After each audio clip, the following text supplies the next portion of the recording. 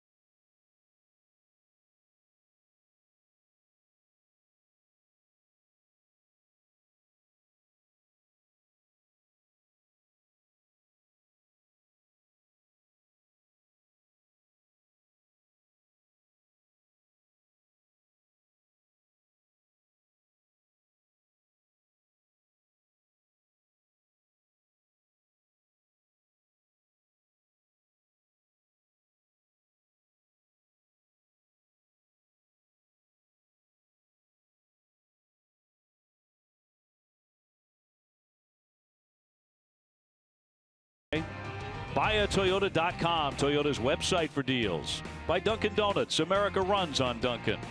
By high-quality Scion vehicles by Toyota. By DraftKings, the official one-day fantasy baseball partner of your Boston Red Sox. By Kia.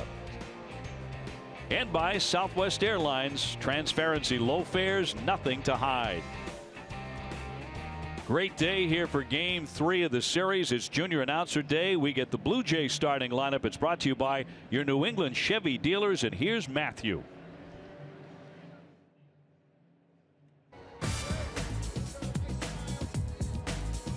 Thanks, Mr. O'Brien. My name is Matthew. I'm from Delmar, New York. Here's today's Blue Jays lineup. Leading off in left field, Michael Saunders. At third, Josh Donaldson. In right field, Jose Bautista. The DH, Edwin Encarnacion. At shortstop, Troy Tulowitzki. At first base, Chris Colabello. The catcher, Russell Martin. In center field, Kevin Pillar. At second base, Ryan Goins. Superb job there, Matt, as we look at the Red Sox starting pitcher presented by your New England Audi dealers. Stephen Wright on the hill. He's 0-1. So the last pitch the Blue Jays saw yesterday was 98 miles an hour, courtesy of Craig Kimbrell. The first knuckleball that he throws will not get you pulled over on I-95 for speeding, but might be just as tough to hit. You're right. The Red Sox defense is brought to you by Southwest Airlines. Just going to get the infield third to first. Brian Chubik, Travis Shaw at third, Bogarts at second, Shortstop, Hernandez getting his first start at second base. Handler Ramirez at first. In the outfield, Chris Young gets a start in left. Bradley Jr. in center. Mookie Betts in right. Behind the plate, Hannigan catching the knuckleballer, Stephen Wright. Today's umpires are brought to you by ToyotaCertified.com. Search for your factory-back Toyota certified used vehicle right now. Lance Barksdale will have the balls and strikes. Will Little at first. Ted Barrett at second, and Angel Hernandez will make the calls at third base. And where available, this telecast can be heard in Spanish by selecting the SAP button on your TV remote. SAP presented by ToyotaCertified.com. Search for your factory-back Toyota certified used vehicle right now. As mentioned, a lovely day, 61 degrees, barely a cloud in the sky. It is clear throughout the afternoon. Of course, on Patriots Day, Marathon Monday will get started at 11 o'clock in the morning. It's supposed to be in the upper 60s tomorrow. So, Eck, do not worry. Spring is on the way. It's practically here. Thank goodness. About time. Right, the 31-year-old from Torrance, California, looking for his first win of the season, trying to make it 4 in a row for the Red Sox. Now, it's early, but the Sox had only 27 comeback wins all of last year, second fewest in the American League. They already have 4 this month, which is the second most in the league, behind Baltimore's 5.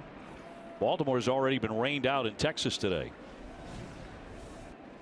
So set to go, Michael Saunders, who's a good bunter, will lead things off. 281 with a homer and 3 runs batted in.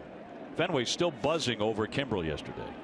They should be. They're going to get more of it, they hope. Kimbrel still has a shot to come in today, right? They're not going to stay away from him. Looks like he is available in there for a called strike. As we mentioned during the open, John Farrell is going to stay away from Koji Uehara today.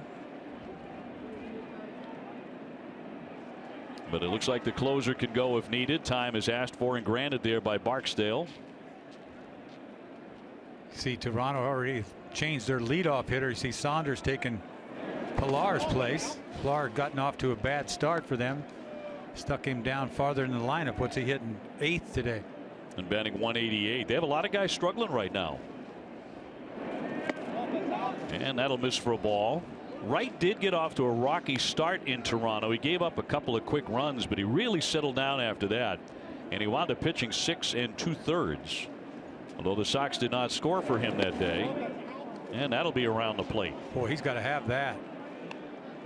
It's a big inning. It's a big inning for a starting pitcher anyway, the first inning, but for a knuckleballer even more. He's gone to 3-1 on Saunders.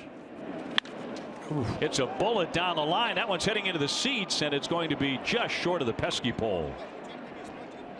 Boy, we almost saw another one down the line. I get nervous every time I see anything hit down there lately after what Hardy did the other day. He just hooked this ball just a little too much. That's a fastball middle, and he's out ahead of this too quick, luckily for the Red Sox. So to count 3-2, Donaldson on deck, then Bautista. Sox at 6-4. Here's Hernandez to scoop it up at second base and throw on to get him. He is making his major league debut today, Marco Hernandez, as Dustin Pedroia gets the day off, and so does Brock Holt.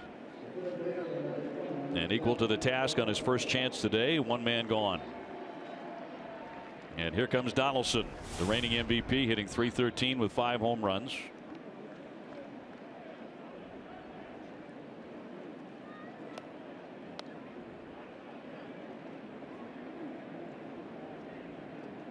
Wright allowed 6 hits to Toronto. He faced them last Sunday. He struck out 5. He also threw 118 pitches, which is a new career high. And a ball on Donaldson. Well, Toronto has seen a lot of Wright, right? He had to pitch that exhibition game up in Montreal. So this is his 3rd start in a row. They're quite familiar with him. In for a strike. You see this little knuckleball. That's exactly where he wants it. It goes down. 1-1 will be made. Well, he asked for time. He thought he got it and then realized he had not been granted it. The umpire does not have to grant time. That is at his discretion. Then he had to jump back in again. He wound up taking a strike. He's got his hand up, and he didn't give him time, and he thought he had it, and he backs out right here, and look at him jump back in, and he does throw a strike. He just got unlucky there. And the 1-2, and he wouldn't chase that one. 2 balls, 2 strikes. Yeah, just because a hitter asks for time does not mean the umpire is compelled to give it. He's just telling him I'm not ready yet right there, not that he wanted timeout. The 2-2. Fly ball in a shallow right field. Mookie Betts charging to the line, but he'll make the catch. And there are 2 down for Bautista. Donaldson actually glanced in at the home plate umpire Barksdale there. On his way back to the dugout, he wasn't too happy. So I don't think Toronto's too happy with the umpiring in this game. Any of the last couple of games anyway. That outside corner has been big. But I'd say this, I think it's been big for everybody. I don't think the umpires have moved it for one team. You know, I think with Price yesterday, he got a lot of pitches, but he's on the corner a lot. Yeah. And tossed a great game. The 0-1. Isn't it interesting to hear David Price say stuff like, you know what, first couple of performances were not up to my standard. Yes. And yesterday, that's more like it. That's what I expect of myself. He wants at least 21 outs. Right? I mean, that's anything less is nothing. High twisting fly. That one deep down the line, way into the corner, and that ball is gone. A home run. So Bautista with his 3rd home run of the season. And that makes it 1-0. Once again, the Red Sox in a position where they have to come back, which they've done frequently. This is the secret to trying to hold these guys down. Sounds easy. You got to keep the ball in the ballpark. It's a hard thing to do with those 4 guys in a row that come at you. Bautista has been wearing out the Red Sox for a long time. Fenway Park, he loves Fenway Park. This is just a high fly ball. I bet that ball's no more than 340 feet. It was coming down, but that's enough. All 3 of his home runs this season have been against the Red Sox. So 1-0 Blue Jays. Encarnacion the DH. You can certainly follow that up. He's hit 2 home runs. And needs 2 more to become the 6th player in club history to hit 200 home runs as a Blue Jay. The big question with him is how much longer he will be a Toronto Blue Jay, as he's a free agent after the season, and they're not talking contract right now. Toronto, I think, would like him back very much, both he and Bautista. Well, he would make a great DH with somebody, that's for sure. 2 down in the 3-0 pitch, and cracked along the third base line. It hits the bag. Shaw will scoop it up, but it's a fair ball, and that will be a base hit for Encarnacion. Well, if that ball doesn't hit the bag, it's going right to Travis Shaw at third base. You see, it didn't hit the ball all that hard, but that ball's going to come right to him. Meanwhile, pops up, takes something off it, easy base hit. He would have gotten that ball. Long throw, but he would have had a play.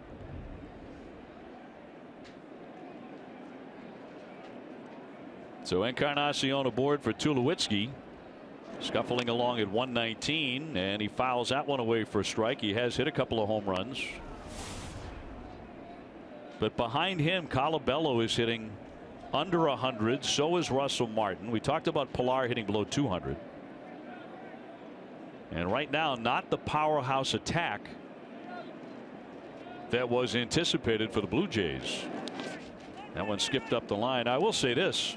Some of their problems, a lot of their problems are Red Sox pitching. Yeah, you have to admit that they've thrown the ball good. Purcell threw the ball. They got the home run ball. They're going to get their home runs. You just don't want to walk anybody before the home runs. Bautista with a home run here in the first inning. 1-0 Toronto. Tulowitzki, a guy who sees a lot of pitches, and he grounds that one up the middle for a base hit. So it's the 3rd consecutive Blue Jay to reach in front of Chris Colabello, the kid from Framingham, Massachusetts. See, he's not trying to do much with it at all. You see him just hit this ball right back up the middle. Pitch that he really couldn't pull anyway, but There's nobody playing up the middle. You normally see the second baseman playing up the middle all the time nowadays. Guys on first base, you couldn't really do it.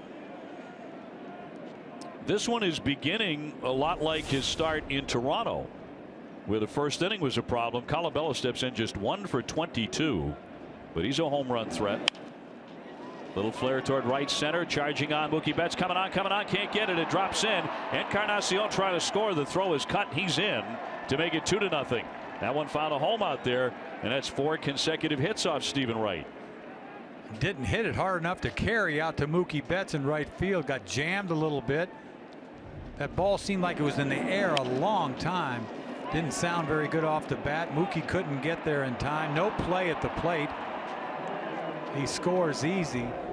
Encarnacion. Wright will have to face at least 7 men in the first inning. Russell Martin to stand up. He's hitting .091.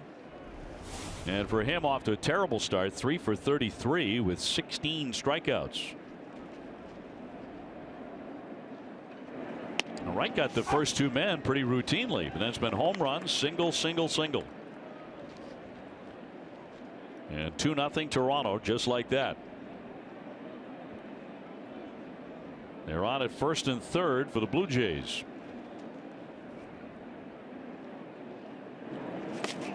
Whoa. Mike Hannigan really stabbed at that one. He's lucky that ball didn't go back to the screen. That was sort of a riser. Only the second time catching Stephen Wright. Not an easy thing to do, especially with the guy on third. Pop foul off to the right, out of play.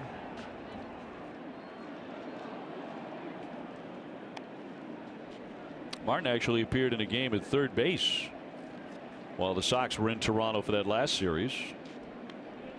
He's played some infield in his career. He's a really fine all-around athlete. Wright looking for a strikeout here to get out of this inning. Not on that pitch.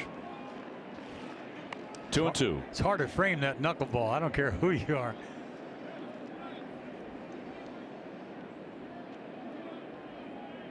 Wright, of course, won the 5th starter spot in spring training with a steady performance in Florida. Cut on and missed, and Martin continues to scuffle. Wright gives up 2-0 Toronto in the first inning.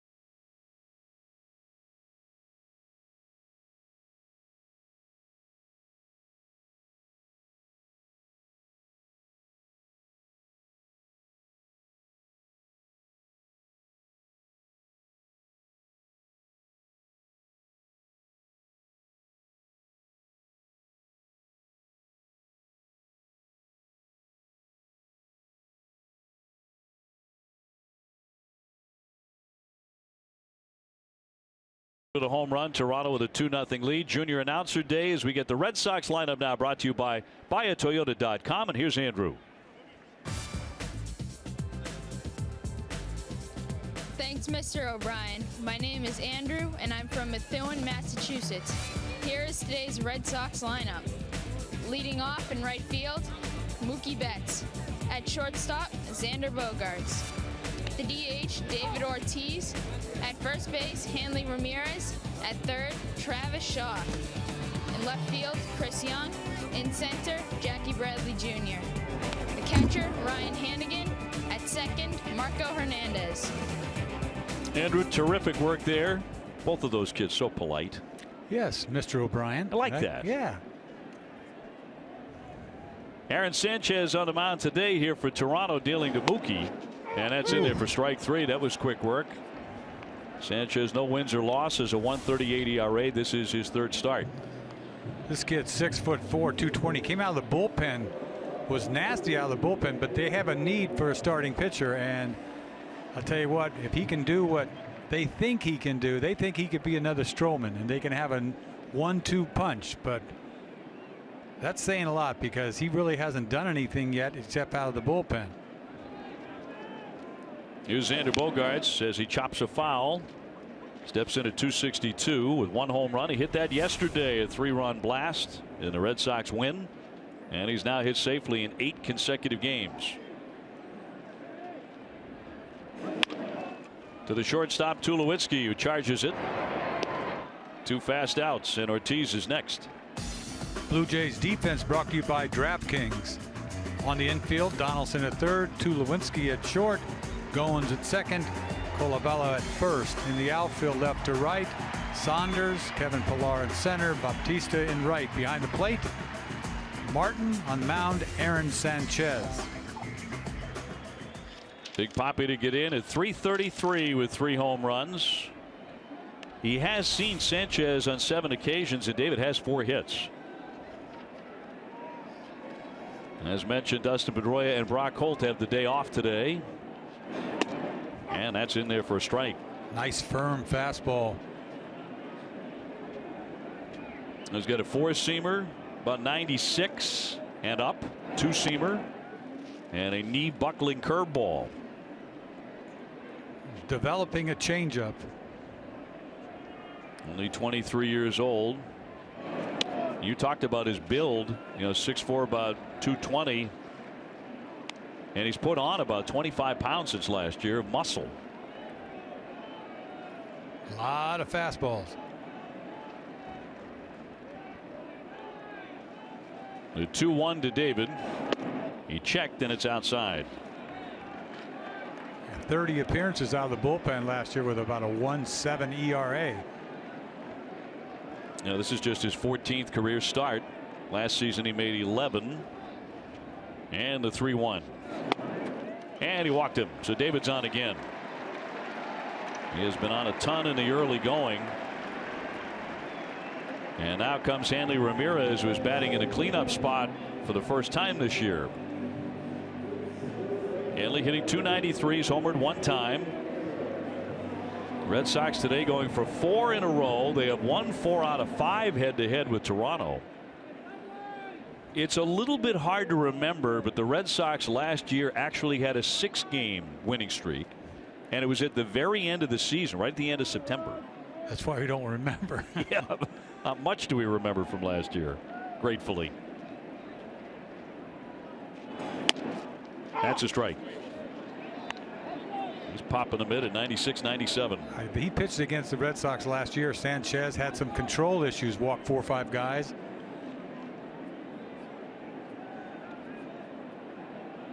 You can see why they were projecting him when they drafted him in the first round out of California in 2010 as a closer. Little dribbler, tough play. Here comes Donaldson. He'll throw on the move, and he got him holding the bag. Colabello. So that'll be out number 3. Now we'll see if the Red Sox elect to challenge here. John Farrell is out onto the warning track area in front of his dugout. Let's see if he gets the word to challenge right away here in the first inning. He hardly gets his ball. He kind of shoves it over there. He couldn't get out of his glove. Didn't have anything on it. Big stretch. Close play. It's hard to tell when he caught that ball. The ball out in front of him. Colabella. Well, the Red Sox have decided they are not going to challenge it after you get a look there. Colabello holding the bag, 2-0 Toronto.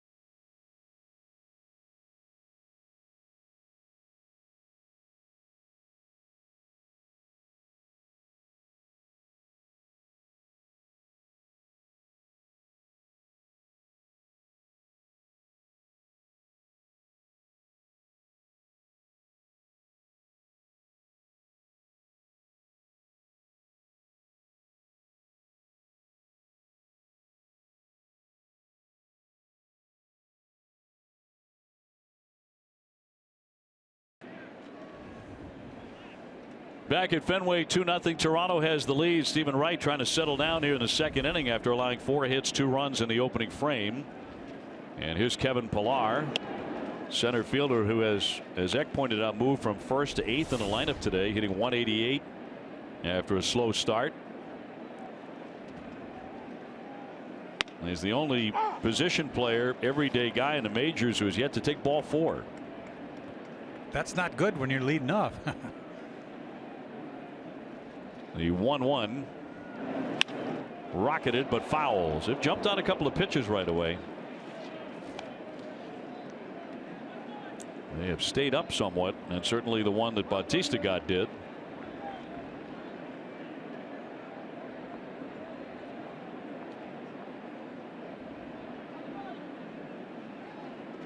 The 1-2 to Pillar. Ooh.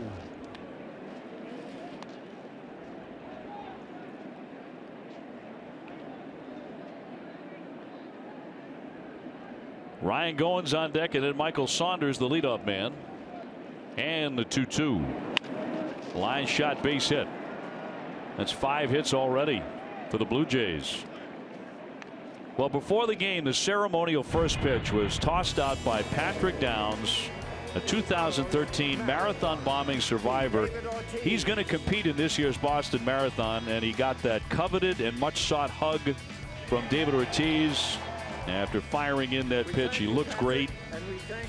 And Eck, he's going to compete on Marathon Monday. How about that? That is incredible. Threw a strike, too. Sure did. One of the great sports days anywhere in America all year long tomorrow. I don't care what you've got. Marathon Monday, and the Sox at home at 11 a.m. What a great tradition. And the weather is going to be spectacular.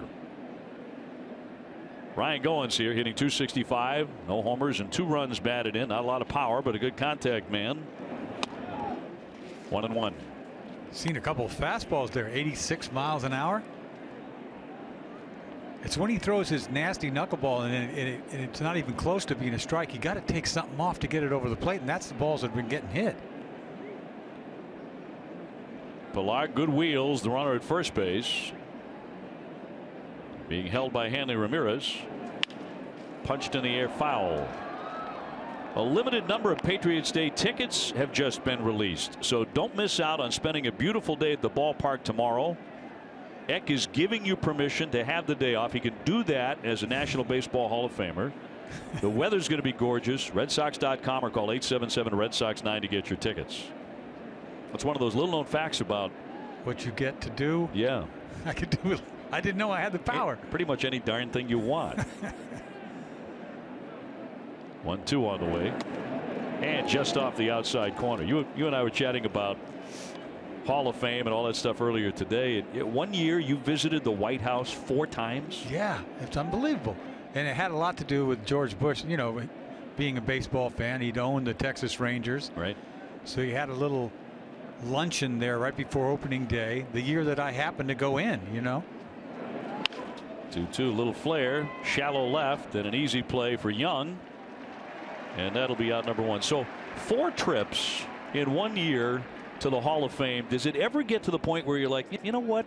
I've been 3 times already this year. I may take a pass. No. It wouldn't for me. I know that. I'd be running over there. Even the year that no one went in. Remember the year they didn't vote anybody in? If there's a year that to go, that's the year you have to go. Because what if nobody came? Right? That's the right. There wouldn't be an Hall of Fame. And I'm not so cool to think, I think I'll come whenever I feel like it, you know? You said once it was you and the president and Ted Williams. Right. In one room. Imagine that. I mean, you never forget that. No. Just talking baseball, huh? No, I don't remember what George said. I remember what Ted said. Because he's so loud, you know, right. booming. Dominates the room. Does he, man? Woo.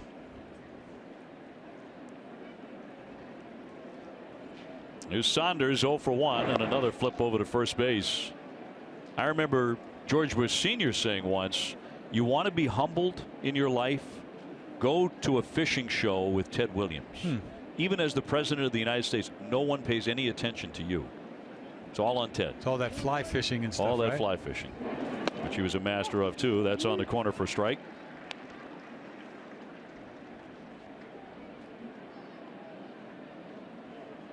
He was always fascinated with the slider. Talking about the slider. You know, always talking about pitching. I guess he thought I had a decent slider. Slider must have been the pitch that maybe gave him a little trouble, if anything did. That's in there for a called strike. Not too many fastballs did. He would have wore me out. Huh? I have no chance against him. He probably thought I threw salad. Yeah, he would have dropped a salad bomb on me, right? And he can. If anybody can, he can. Yeah. What are you going to say? Nothing. Guy hit 400. Yeah. What are you going to say? And 521 home runs. Right.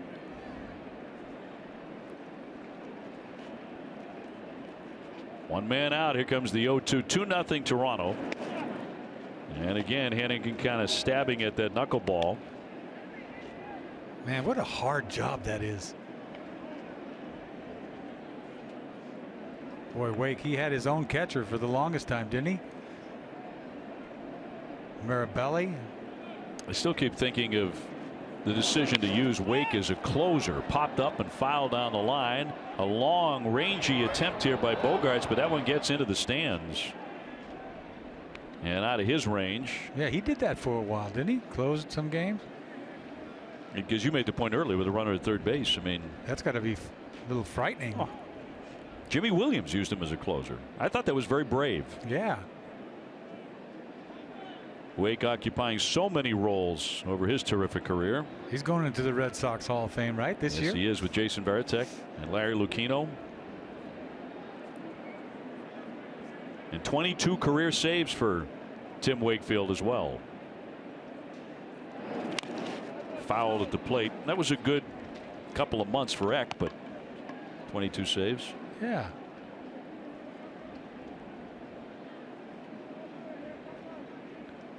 There's Larry. Larry heading into the Red Sox Hall of Fame. You look around Fenway Park, you cannot help but think of what Larry did here. And I remember the Fenway Park of my youth as compared to this one, and I loved them both, but boy, this is some place to bring your kids now. Everything's so much cleaner to start with. This place is incredible, and how they turned it around since they took over. I mean, Larry had so much to do with it. He had so much to do with everywhere, right? Baltimore, San Diego, then here. I thought he was going to be the commissioner at one point. probably could be. Could handle it easily. The 2-2 fly to center field. Jackie Bradley battling the sun a little bit and will make the catch. Back to first base goes Pilar, and there are 2 down. Fans, a lot of afternoon Sox games this month, and make sure you always know when the game is on by downloading the Red Sox schedule directly into your favorite calendar program. Just visit NESN.com/schedule. Yeah, he's got it all the way, just scaring us out there. Right, he's got his shades on. Every once in a while that wind kicks up as well, along with the sun. Could be tough. Here's Donaldson going for the downs. He is 0 for 1 with a fly to right field. That's that hard knuckleball at 76.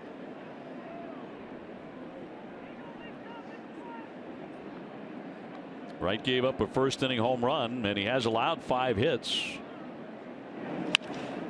Liner. Oh, and a play by Bogaerts as he lays out to steal a hit from Donaldson. A terrific play. Red Sox have been flashing some leather. They're the best defensive team in the American League so far.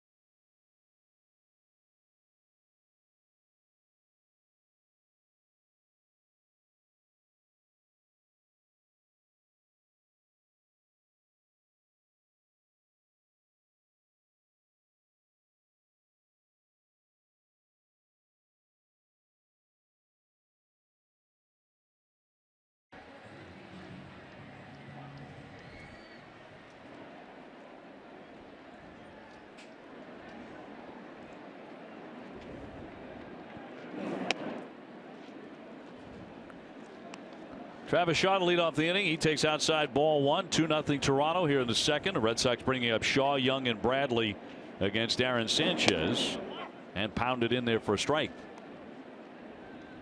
Travis hitting .333, swinging a good bat, a 4-game hitting streak. And he hammers a foul near the Red Sox dugout. Time now to see who's been driving the ball, presented by Toyo Tires. His last 11 games against Toronto, they really can't get him out. .395, an on-base percentage of 509 RBIs. The 1-2 from Sanchez, and in there, strike 3. Will they get him out that way with a big fastball? I'll tell you what, that ball might have been up a hair, but that had some hair on it to boot. See this fastball, he pitched, threw 2 balls inside of him that at bat. This one absolutely froze him. You couldn't do anything with that pitch. 98. Whew. Second strikeout for Sanchez. And now Chris Young in the lineup today in left field. He's 2 for 2 against Sanchez in his career. 97 at the knees. I'll tell you what, I've seen more kids come up here throwing 95. It's insane. I mean, what's this game coming to? That's what a lot of hitters are saying. I mean, really, I've never seen anything like it. If you don't throw 93, 4, that's nothing. You know, that makes a great point, I think, because a power pitcher you know, 10 years ago, 20 years ago, that was 93. Yeah. You know, and if you were hovering at 94, 95, forget it. No one hit you. But you have to throw 95 today to be. And look at that one, the hook on the inside corner. He has that too. You drop a hook on somebody with that 97? Are you kidding me? No chance. This ball kind of hung up a little bit, but he gives him this pitch on the inside corner after 2 nasty fastballs on the black outside early. See ya. Back-to-back Ks by the 23-year-old out of Barstow, California. Here's Jackie. Jackie Bradley hitting .290. And he has moved up to the 7-hole today by John Farrell after going 1 for 3 yesterday, and he's hit safely in 6 in a row. And that's a strike. You could see why they're psyched about this kid. I mean, they really are. They love Stroman, right? He's their ace. A check swing, and he left it low. Well, there'll come to a time if he's lucky enough to pitch well the rest of the season, and he's going to have an innings problem. They're never going to let him go past 150 innings. Maybe put him back to the bullpen again. He's pitched well despite a pair of no decisions so far. He went 7 innings at Tampa Bay on April 5th and allowed only 5 hits. He struck out 8, didn't walk anybody, and then went 6 innings against the Yankees. Gave up 3 hits, struck out 5. So he's not had a poor outing. This is his 3rd. Here comes the 2-2. Too high. He probably has a tendency to overthrow. He's already walked David Ortiz. Now 3-2 on Jackie. Ground ball right side, and there's Colabello with a little bobble, but in time to flip it and got it there for out number 3. So the Red Sox go quietly here in the 2nd inning. 2-0 Toronto.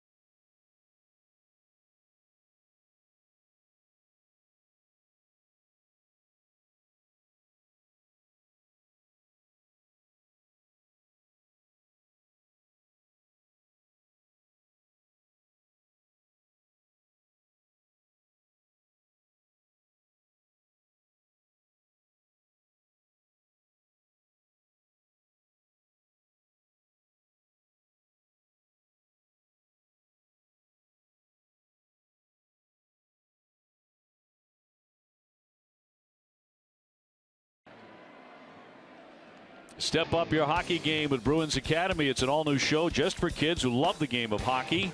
Don't miss an all-new episode tonight at 7:30.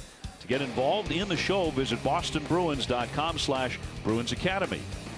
Dennis Eckersley, Dave O'Brien, Garrett Austin with you here from Fenway on a very sunny Sunday afternoon. Red Sox are down 2-0.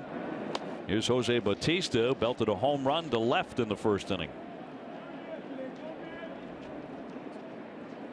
It's 3, 4, and 5 against Stephen Wright, and a foul ball. You see the home run, 1st inning, high fly ball that just never came down. Took only, what, 315 down the line, just got over. His 3rd of the season, all against the Red Sox, and that's low. He has 38 career home runs against Boston and loves this ballpark. A strike.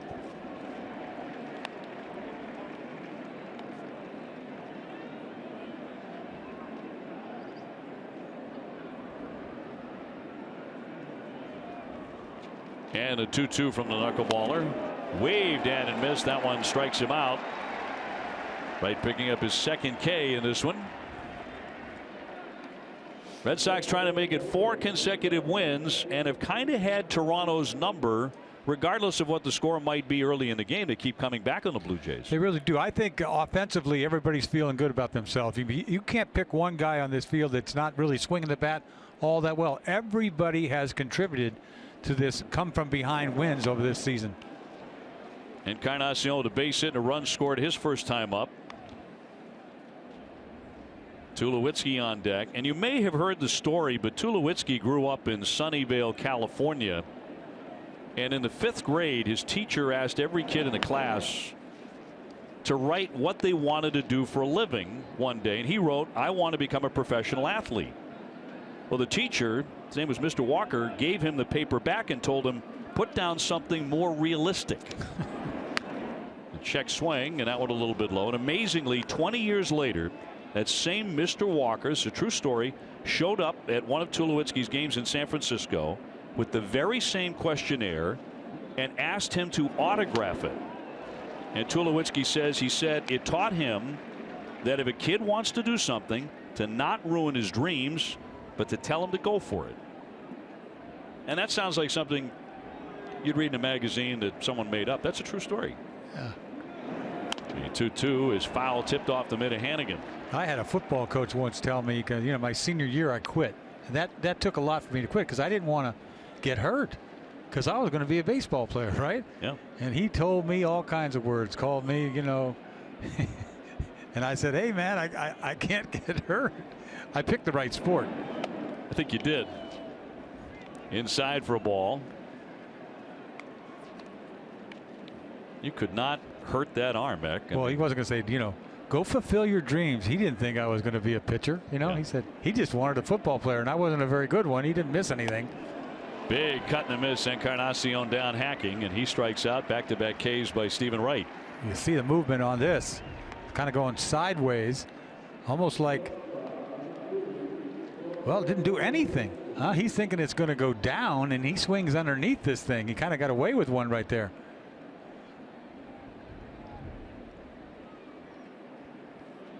So 2 away for Tulowitzki, who singled in the first inning. It's like you, he picked the right sport in the end. In there for a call strike. What did you play when you played football, position wise? What did you play? I played quarterback, and I played safety, but our football program didn't throw the ball. They ran the ball. They didn't want to make any mistakes. So I'll tell you what, my buddy was a better quarterback than I was anyway, so I let him. I just said, "Why don't you just do this?" There's no way he had a better arm than you did. No way. He could run the offense, though. Yeah, I couldn't. He could hand off.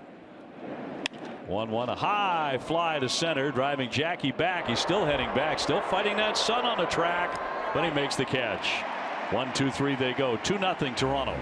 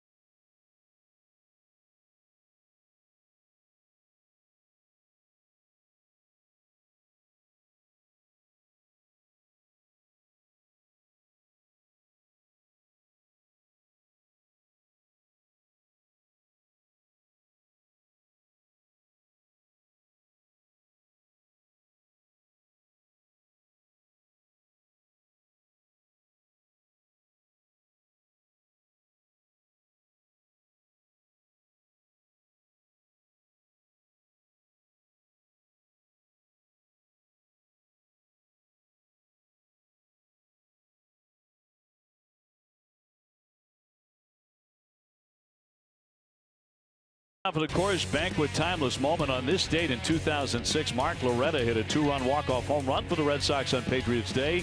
A thrilling finish gave the Red Sox a 7-6 win over the Mariners. I remember that game. Eddie Guardado, I think, was on the mound. Yeah, left-hander. That's right. Yeah. Well, Patriots Day tomorrow, and we will be right back here at Fenway. And first pitch at 11. Clay Buchholz will throw that against J.A. Happ. Be the first lefty as far as starters that the Red Sox will have faced. Ryan Hanigan hitting 167, no homers, no runs batted in, looks at a strike. You're impressed by this kid. I really am. I mean, he comes right at you. I mean, he's got some leverage. 1-1. Everything down, down, down. A 2-seamer and a 4-seamer. He can get to 98, we've seen today. And he's had a superb curveball, the 2-1. 3-1 now. Red Sox looking for the leadoff man to get on here. Marco Hernandez is on deck and is about to bat in the big leagues for the first time in his life.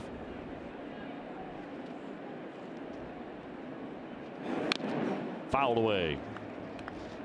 DraftKings is the official one-day fantasy baseball partner of the Red Sox. Experience the thrill of playing on DraftKings now. Play free daily using the promo code NESSON at DraftKings.com. 3-2 on Ryan Hanigan. Gets a piece. I'll tell you what, isn't it always 3-2 on Hanigan? I mean, he can get deep into counts. He's done a good job swinging the bat since the Red Sox got him at home here at Fenway. He's a .311 hitter. See what he's done against Toronto in 17 games. But his on-base percentage is phenomenal to me. Meanwhile, he got blown away. Big time fastball, and that's 4 strikeouts for Sanchez. This ball is right by him, a little upstairs. You can't catch up. He swings underneath, but it's by him. This Sanchez is impressive early on. That'll send up Marco Hernandez. Major league debut today, 23 years old and a left-hand hitter from the Dominican Republic. Red Sox got him from the Cubs in a Felix Dubron trade in 2015 and called up from the Paw Sox on Friday, his first major league stint. He had a really nice spring, Eck. He went 11 for 19 at the plate at .579. Boy, he did it at the right time because they had a call up at this time of the year and they thought about him. He's the guy. I mean, they needed an infielder. And being left-handed helps. The 1-1. Shot past third for a foul strike.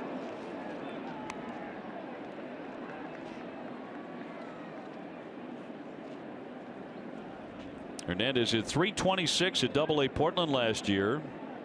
Has a little bit of speed too. A couple of years ago at A-ball he stole 22 bases.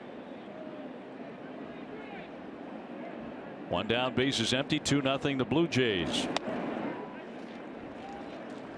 Well, you never used to see much of this early in the season, having Pedroia sitting on the bench taking a day of rest, but this is what they're going to do. It's a smart thing to do throughout the course of the season. Too high and a full count on Marco Hernandez in his first major league at bat. Mookie Betts on deck. Red Sox looking for their first hit against Sanchez, and it's inside and he's on. Had himself a nice at bat there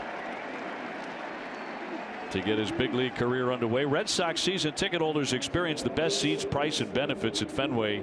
For information on becoming a season ticket holder, visit redsox.com/season tickets or call 877-RED SOX 9 today. I'm trying to get something going against this right-hander now. Here comes Mookie. He struck out looking in the first inning.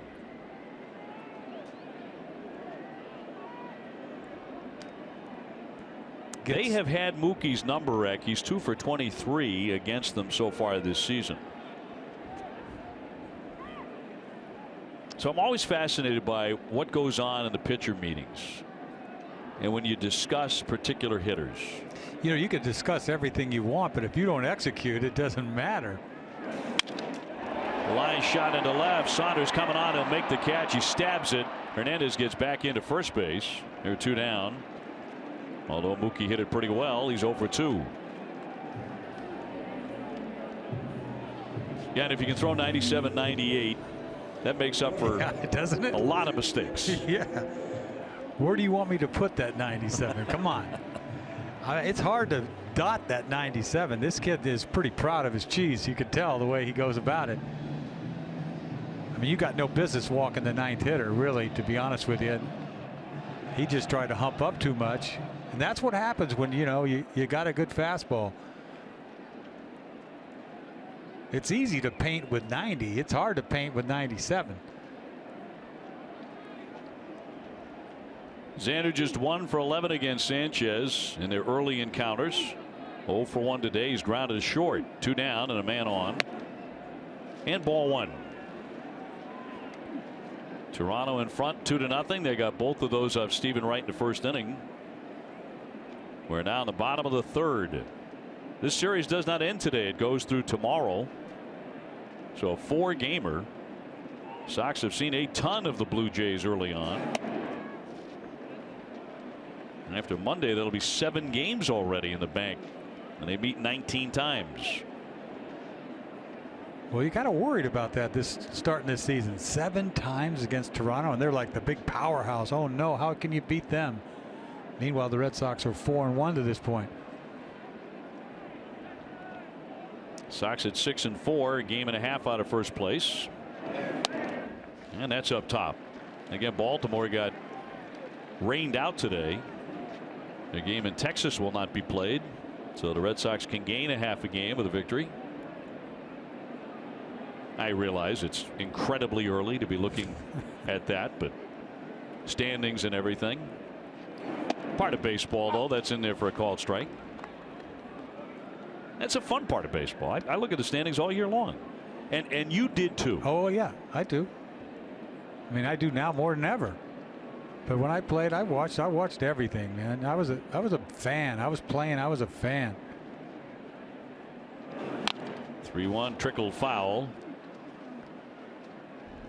Time now for a look at the road ahead, presented by People's United Bank. Here's the schedule. After Toronto leaves town after Patriots Day, Tampa Bay is in for 3. And then the Red Sox hit the road. They go to Houston and Atlanta, and then the Braves come here. It's a very good Astros team. When do you ever have an ESPN game in Houston, huh? That was unheard of. Yeah. Sunday night baseball now. It's a very, very good team. Hadn't played that well that early, though. 3-2. There goes the runner, and a ground ball chopped to third base. Donaldson with a long throw right there to retire the side. 1 man left. 2-0 Toronto after 3.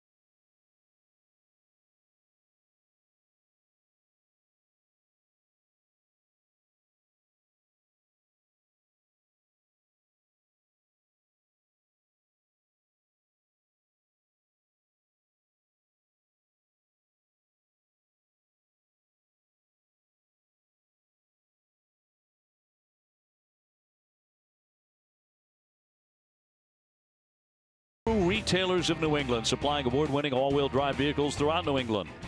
By T-Mobile, get Major League coverage. T-Mobile has doubled its 4G LTE in the past year. And by buyatoyota.com, Toyota's website for deals. A sparkling day today, whatever you're doing outside. Top half of the fourth inning. Great to have you with us here on NESN. 2-0 Toronto in front. Stephen Wright got him 1-2-3 last inning with 2 strikeouts, so he had it dancing. Colabello will lead things off and fouls it at the plate. He has an RBI single. Chris, a local kid, great story as we mentioned yesterday. And he took some advice, he said, from the 3-time batting champ Tony Oliva, who told him to move up on the plate.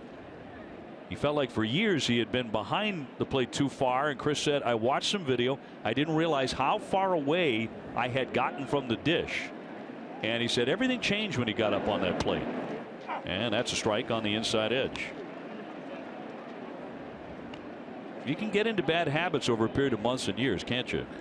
I'll tell you what, I mean, I'm sure he didn't stick with that. I think you're changing all the time, and maybe it worked for him there at that moment, but he looks like he's way off the plate now. He's got a big swing. The 0-2 on the way. And won't go after it. I think he was even further back. You hear athletes talk about that sometimes, you know, over a period of time. I didn't realize I was doing that. And even Craig Kimbrell had to make some adjustments after opening day here at Fenway Park. That one gets him on the helmet. Oh, he got him on the head. Colabello hitting the deck, and that was not a knuckleball. That was a fastball. Yeah. It was 87 miles an hour, and Colabello gets drilled. Boy, that fastball got away from him. He doesn't throw enough of them. So the trainer out. Let's see if Chris is okay. Right off the hard hat. Off the top.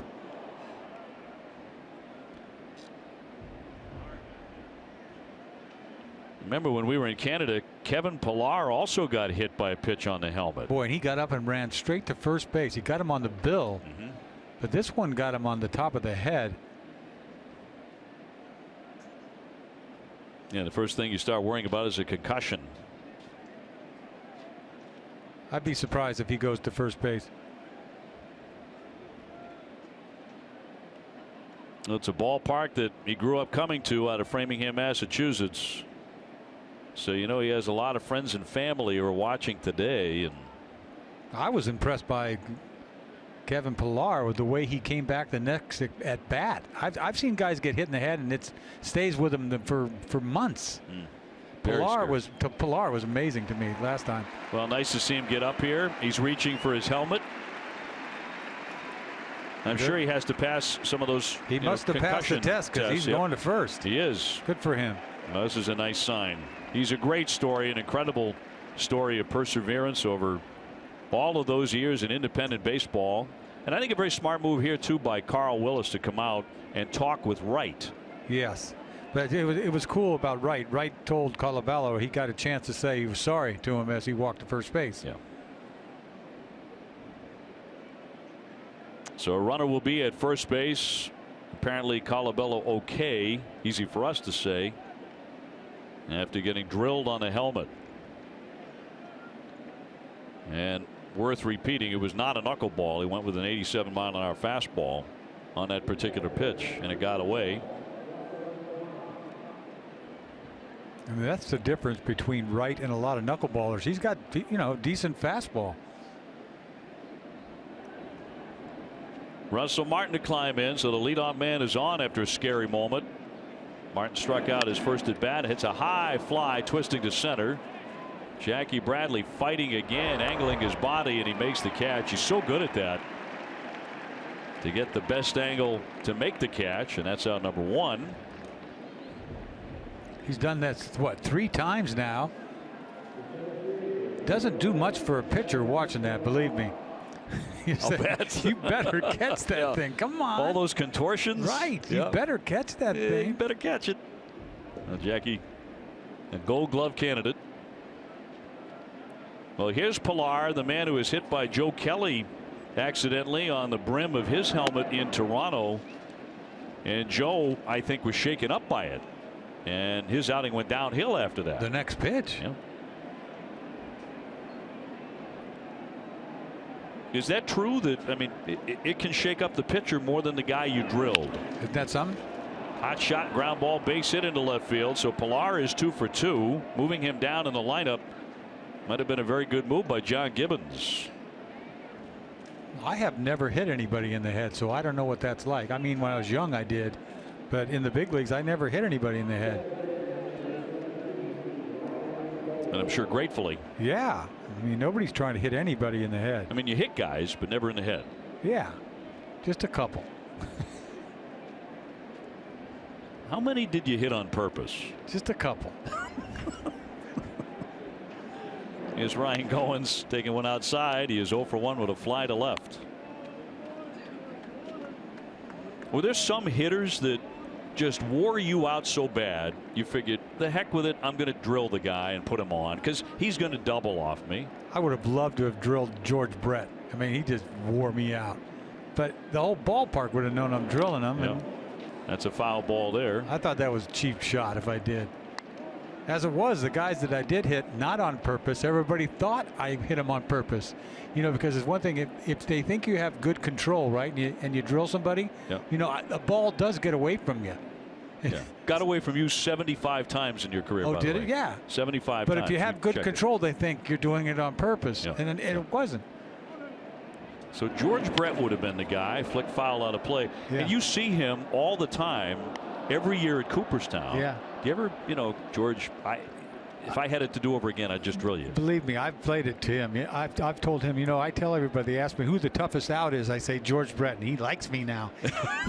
he likes me now because he never used to. He didn't like me. What a great hitter. Yes, the best I've ever faced. Great. Without a doubt. And makes the best barbecued ribs I've ever tasted in my life. Is that right? He's a master at it. Waved at and missed, and down goes Goins chasing. Well, this is a nasty. This is one of his better ones. This ball is going down and away. Looks like a strike. Swings way over the top of it.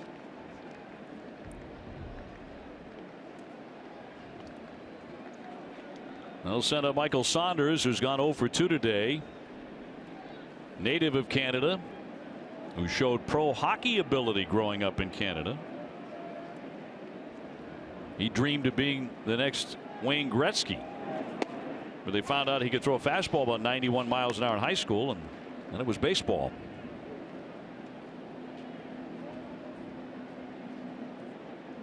Runners on at first and second. Wright trying to get out of this inning after hitting a batter and allowing a base hit. Colabello, the man he hit at second base, that'll be low underneath the catcher and picked up by Hannigan. So no advance by the runners. Saunders has never turned out to be what we thought he was going to be. Is 6'4", about 230 pounds. Yeah, he hit 19 home runs about 3 years ago with Seattle and never really did much since. Got him leading off today. Runners lead at first and second. And another time Hannigan had to stab at that, leaping up out of the crouch. Well, don't miss WB Mason Extra Innings Live right after the game. You'll hear from John Farrell and Tim Wakefield. They'll break down Stephen Wright's start today. Whatever, whenever, wherever, who but WB Mason. Cross for a called strike.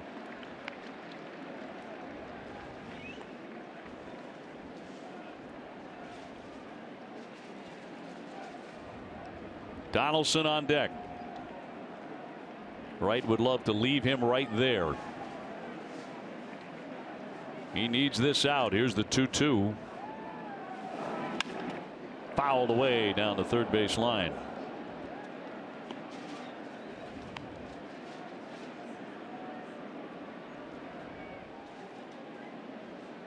Toronto on top 2-0. They got both of those in the opening frame off of Wright.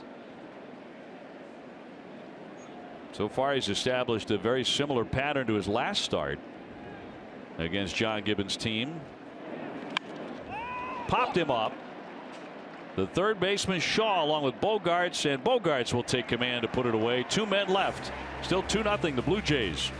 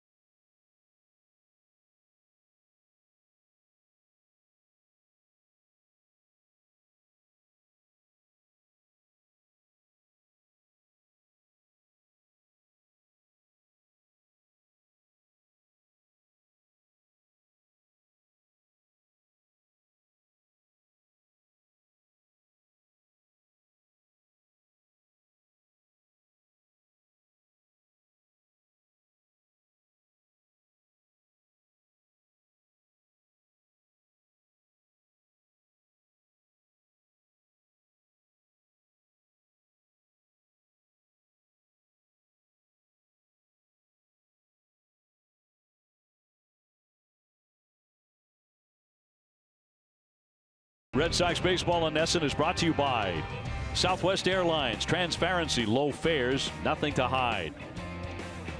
Last of the 4th inning, Red Sox trying to get the offense going here against Aaron Sanchez, who has been very tough. So far he has struck out 4, walking 2, including David Ortiz in the 1st inning. But the Sox do not have a hit off him yet. And Poppy takes one up and away, ball 1. Sox have scored 53 runs so far this season. That's 3rd most in the American League, behind Baltimore and Detroit. Nothing yet today. Hasn't exactly had great command of that fastball. It's gotten away from him upstairs a lot. The 2-0. Now 3-0.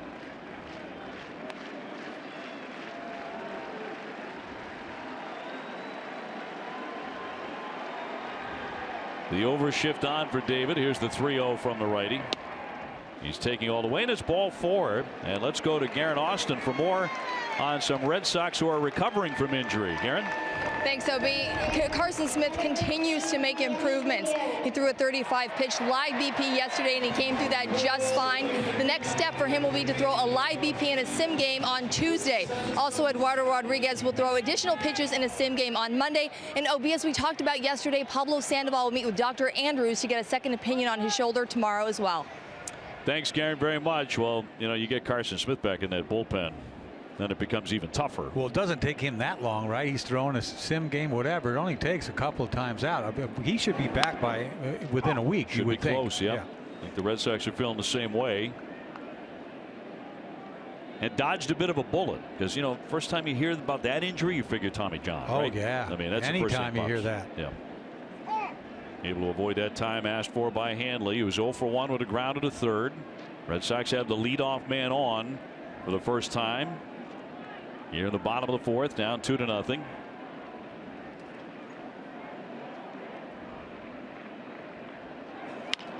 Bounded past 3rd, but foul.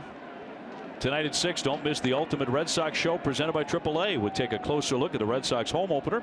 Dave Dombrowski discusses the big decisions he has already made this season.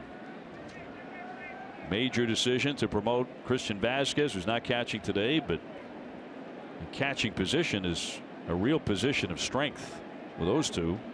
Ryan Hannigan and Christian Vasquez, both outstanding defensively and can give you something on the offensive end. That's one thing John Farrell said. He said about Vasquez, he is not an out in the lineup. He's a contact guy. He can do a few things. But the feeling was when he got here, wasn't it kind of for a catcher that hasn't been around that long to come and make the impact that he did? At least the feeling around the ballpark, wasn't it? Yeah, I would agree. This pitching staff needs him, and he's like the savior or something. His first 2 catches have gone awfully well.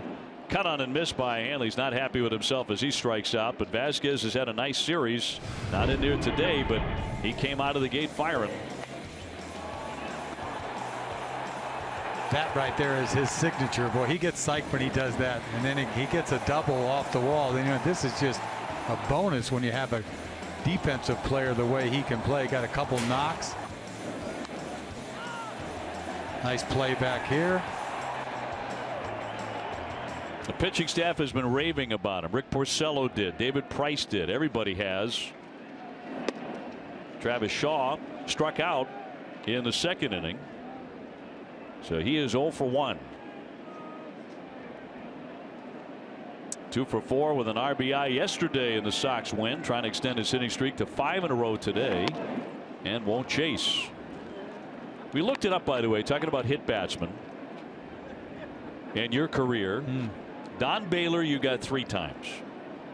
He got hit all the time, though. He was a magnet. He never moved. He set the record. Yeah. Carlton Fisk, you also hit 3 times. What was that all about? I don't know. Got him right. You don't know. I got him in the back once. It was great. It was great. Well, I have to be the one on this broadcast who says I do not condone that kind of behavior. I didn't mean to hit him every time, but there's something about it. Sometimes guys you really want to get out desperately, you overthrow. Right? That's my excuse. In there for a strike. Now, Pudge hit over 300 against you, 304. Yeah, he did. But who did you enjoy hitting? Were there guys you really enjoyed plunking? I mean, some of the guys that I told you I hit, you wouldn't even know their name because I got mad because they got a hit off of me. Like, it's a good way. It's a good way not to answer the question. Yeah. Popped into left. Saunders closing on that. And that's out number 2. Well, it's a fascinating topic because I hear guys who pitched at this level talk about, moving guys' feet. They don't mind hitting a guy once in a while who wears them out at the plate. A guy like Jim Lonborg, Gentleman Jim, he drilled guys all the time. I know. See, for me, half of my career was, pitching the 9th inning. You can't drill anybody in the 9th inning, right? Right. So, but as a starter, you can pick your spot.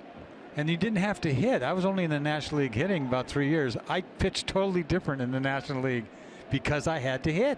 I'm telling you, American League, you can take a cheap shot anytime you want.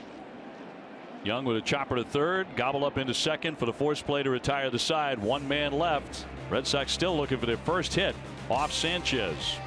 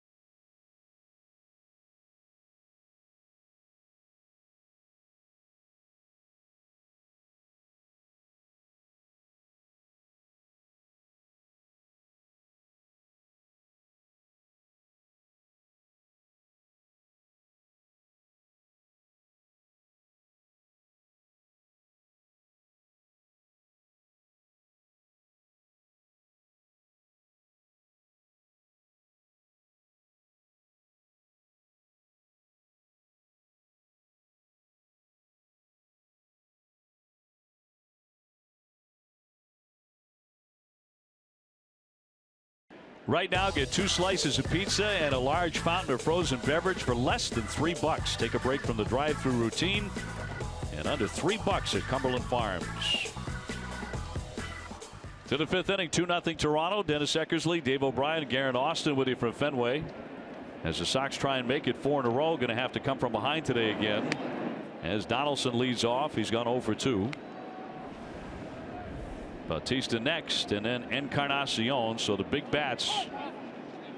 Donaldson does get a time early in the game. He may have been asking for a time or just holding up his hand, but Lance Barksdale did not grant him a timeout. And Wright fired in a strike. And there's another one. Wright's come back nicely after the first inning. The problem is that the Red Sox have not scored him any runs since he's been pitched this year. That's right. He lost 3-0 in Toronto. There's a fly ball into left field, routinely hit, and Young right there.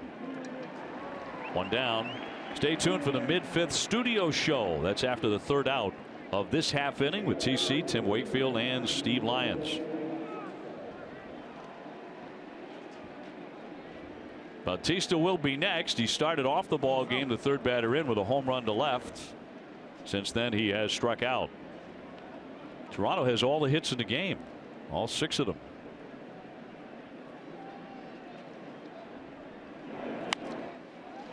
Bautista just winds up. That's why he gets hurt. I mean, he swings so hard. Each year something happens to him. Thing I like about him is he gets on base. He walks 100 times. 110 last year.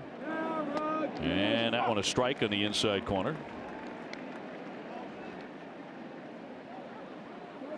Over the last 5 seasons, though, he has more walks than strikeouts. That says a lot about a guy who goes deep 40 times.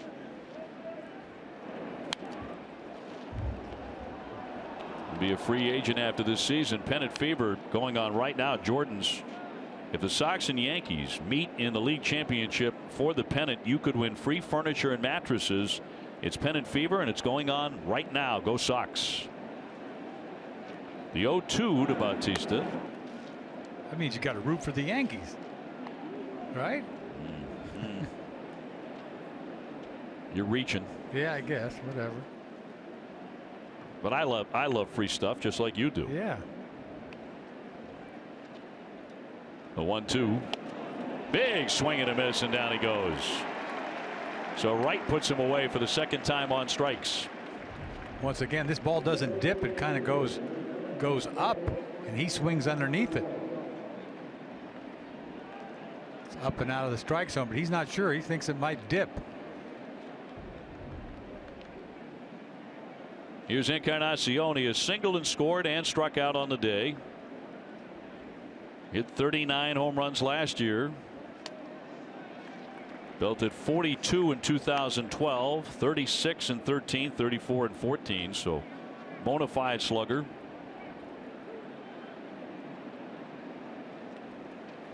And the 0-1.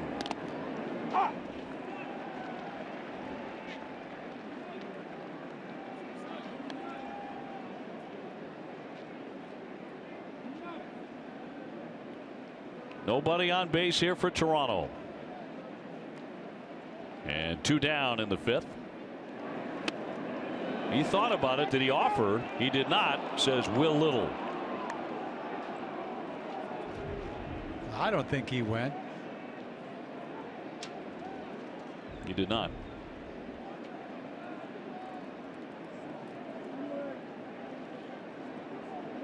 And a 1-2. Line shot left. Here comes Young, and he snags that on the move. That retires the side. 1-2-3 they go as we go live to our studio with TC, Tim Wakefield, and Steve Lyons for the mid-5th studio show.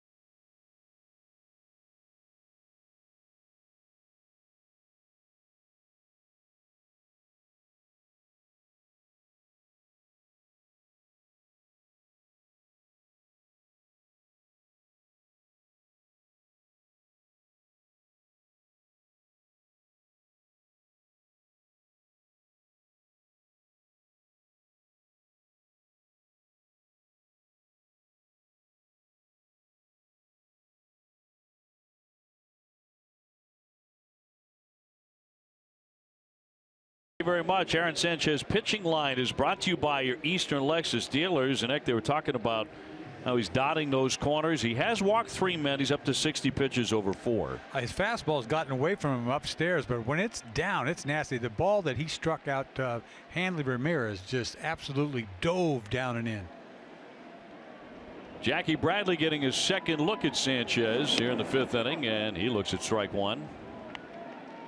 Jackie's 0 for 1 with a ground ball out. Hannigan and Hernandez, Marco Hernandez, making his major league debut today, will follow in the 5th. Sox looking for their first hit, and that's knocked foul out of play.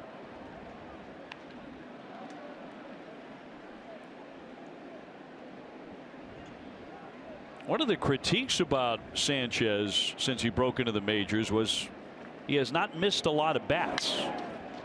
To the shortstop, Tulowitzki, just to the left of the bag, and he slings it on to get him. Ace Ticket, it's Boston's trusted source for Red Sox tickets. They have the best seats at the lowest prices of all games at Fenway, and all with a 200% guarantee. Treat yourself or someone special by visiting aceticket.com or by calling 1-800-MY-SEATS. Last year, he worked 92 1/3 innings. He only had 61 strikeouts. A lot of that was out of the bullpen. Now in their rotation. A lot of that was just fastballs. I think he's got more secondary stuff as a starting pitcher. You saw it, a nasty hook. And the thing is, he's trying to get, like all young pitchers, trying to develop that changeup. His 5 Ks today. He got Ryan Hannigan in the 3rd inning. But he can throw 4 balls in a row, not even close. And you're wondering, can he get it back? It's hard to watch if you're a pitching coach. Hannigan's a guy who will make you throw strikes. And there's one. Marco Hernandez on deck. He's at second base today. Dustin Pedroia getting the day off. And another one pounded in there. Didn't have to be.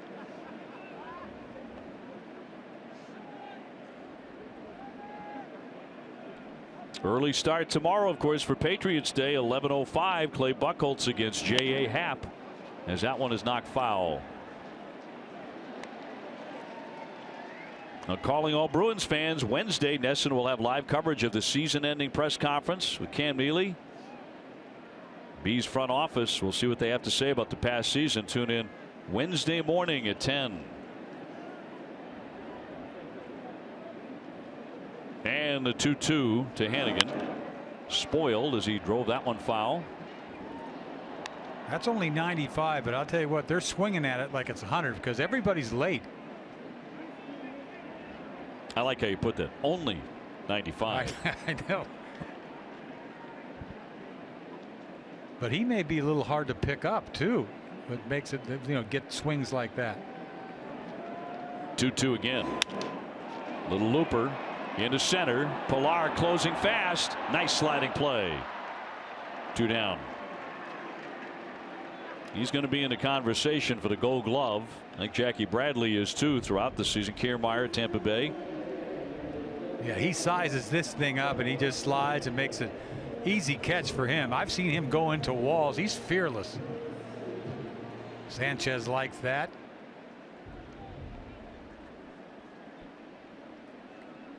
And again, nothing has fallen in yet for the Red Sox. No hits with 2 down in the 5th. Not yet. Here's Hernandez. He took a walk in his first big league plate appearance. Will he be the first man to ring up a hit against Aaron Sanchez? Well, he better tune it up a little bit. He's late. All-Star Game MVP in the Eastern League. Today making his major league debut at 23. Shattered bat. There's a looper and a base hit. It drops into left. His first major league hit and the first one of the day for the Red Sox. What a great moment for him. Yeah, hit's a hit, especially when it's your first hit. And they'll roll it inside, and that'll wind up eventually inside his locker. He'll tell everybody he hit a bullet off of Sanchez to left field. But you see this fastball up, kind of eats him up inside, gets it in on the label. He's left with nothing. short end of the bat, but he just flares it for the Red Sox first hit. Sanchez maybe was already thinking, you know, is this my magic day? I know I would be. A little early for me. In there for a strike on Mookie. He has struck out looking in line to left. But a .314 career hitter coming into the day against Toronto. Mookie's really been up and down. He started out with a great opening day in Cleveland. Then he went really cold on the road trip. Came back home and swung the bat really well. And now he is 1 for 11 in this series. Well, the 2 high strikes doesn't help this at bat, but you know, he's been kind of streaky. Last year, remember, he went through a funk for a long time, and then the second half of the season he was just consistently good. The 0-2. 1 ball and 2 strikes. Hernandez on at first base. Red Sox trailing 2-0 in the 5th. And we'll see if the base hit gets something going. Hernandez tried to run last time up, I believe. Colabello holding him at first. He's running now. It's outside. Here's the throw, and it's off into center field. He has a stolen base, and now he's heading to third. And he dives in there. Well, the young man stirring things up here in his big league debut, and there'll be an error on that play. Boy, he can get it, man. He's picking them up, putting them down. 2 headlong dives. Not even a big lead, but you see the throw. Runs up the line, 1 hop. No chance for Goins to block that ball. He goes to third easy, but see, not a big lead. Looking back, too. Conventional slide at second, and then a headlong dive here at third. So it'll be a stolen base and an E2 charged to Martin. There are 2 out. But Mookie trying to pick up the first Red Sox run now that they have the first hit out of the way. Red Sox continue to steal at a very high rate. David Ortiz will tell you. Well, this kid can run. That's legit. And up the middle, that'll be a base hit. And the Sox are on the board. And Hernandez had a big say in that first run. 2-1 Toronto. Mookie Betts with his 9th RBI.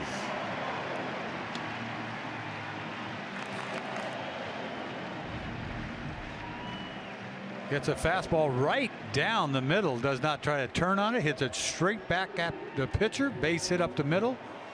And that's a Hernandez run is what it is. Red Sox get a lot of energy out of second base, seemingly whoever is playing there. As Petey has today off, and here's Xander Bogaerts looking to keep it rolling. And he'll take a strike. Xander has grounded out twice to short and to third. Would Mookie be thinking about taking off here? There are 2 down. Not a big lead. Not going. Tap to the shortstop, Tulowitzki. He'll sling it on to first base to retire the side, but the Red Sox score.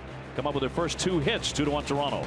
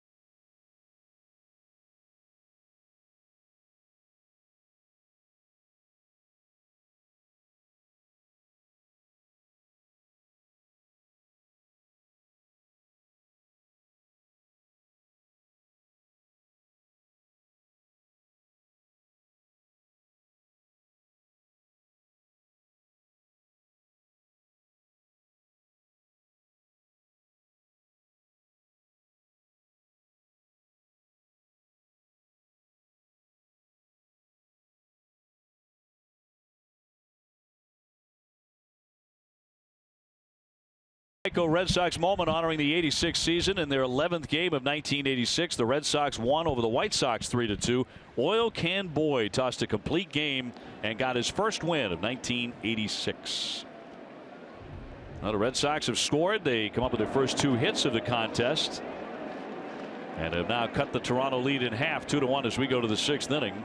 Tulowitzki is singled and flied out to center field. Colabello next, who got hit on the head by a pitch in the 4th inning and stayed in the game. High bounder along third, but that'll kick foul. And then it'll be Russell Martin. Marco Hernandez just came up with his first major league hit. Was the first hit of the day for the Red Sox. Stole a base for the first time and scored his first run. So he took care of a lot of firsts right away. He really did. In 1 inning. But he looked legitimately like a stolen base threat.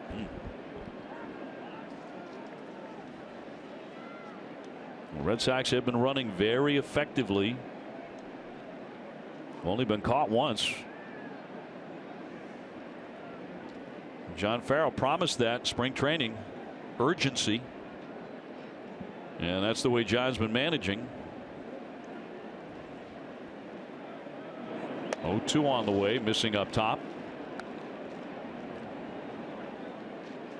The Sox bullpen has been really outstanding, and it's going to get even better when Carson Smith returns. Big cut and a miss. Tulowitzki chasing out of the strike zone, and he strikes out.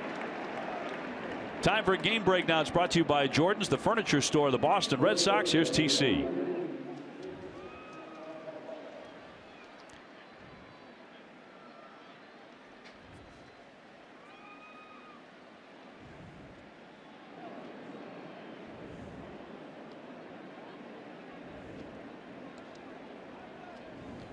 Tom, thank you very much. Colabello to get in. Look at that bullpen, which is going to get a lift, even though it's been a backbone of the team when Carson Smith returns. Last year, the 6'6" right-hander for Seattle appeared in 70 games with a 2.31 ERA. How many punch-outs? I mean, more punch-outs than innings, right? 92 strikeouts in 70 innings. That's what I'm talking about. You need that swing and miss stuff out there. You don't want any contact sometimes. We know Kimbrel can have a hard time having anybody have contact after the last 2 games, huh? Yeah. 6 up, 6 down, all on strikeouts. But if you get a winning streak and the starting pitchers are only going 6 innings, I mean, you can't run those guys out there every night. Now you make a great point. Well, what Smith does is he adds depth. John Farrell said he wants to stay away from Koji today, so he won't pitch regardless. But really, both of them, Koji and Tazawa, you got to be careful with, which means that you need another guy. You're hoping that Barnes can turn into somebody out there. He's a big hard thrower. The 1-2 pitch to the right side, charged by Hernandez. That'll be out number 2. Russell Martin up next. Stephen Wright's pitching line is brought to you by Ace Ticket. As he goes into the 6th inning, pitching very well again, and it's a very similar story for him, up to 98 pitches now. When you compare this outing to the one in Toronto, they're almost identical. To me, the thing about him is that he has such great control of the knuckleball. You know, you always think a knuckleball is going to walk 2, 3, 4 guys. I remember Wake had problems, controlling the knuckleball, but he doesn't. And he throws a couple of different kinds, one hard one, one soft one, but he's got a fastball if he wants to throw it. Little breaking ball. He's not just a knuckleballer. Colabello wishes he were just a knuckleball, because that fastball is the one that got away, hit him in the head. And now Hannigan will head on out to the mound. Wake would drop in that breaking ball once in a while. Yeah, but Wake wasn't exactly bringing it. He threw probably, 75? His cheese was 75. Does that come up to the level of cheese? I don't know. I'm not going to say anything because he's listening right now. There's no way he'd ever get angry with you. I don't know. A strike on Martin, who has struck out and fly to center. Dennis Eckersley, Dave O'Brien, and Garen Austin on a beautiful day at Fenway. Temperatures in the lower 50s. Going to warm up to the upper 60s for Marathon Monday and Patriots Day. Can't wait for that. One of my favorite days all year long. The only problem is it starts at 11. It is early, brother. Yes, it is.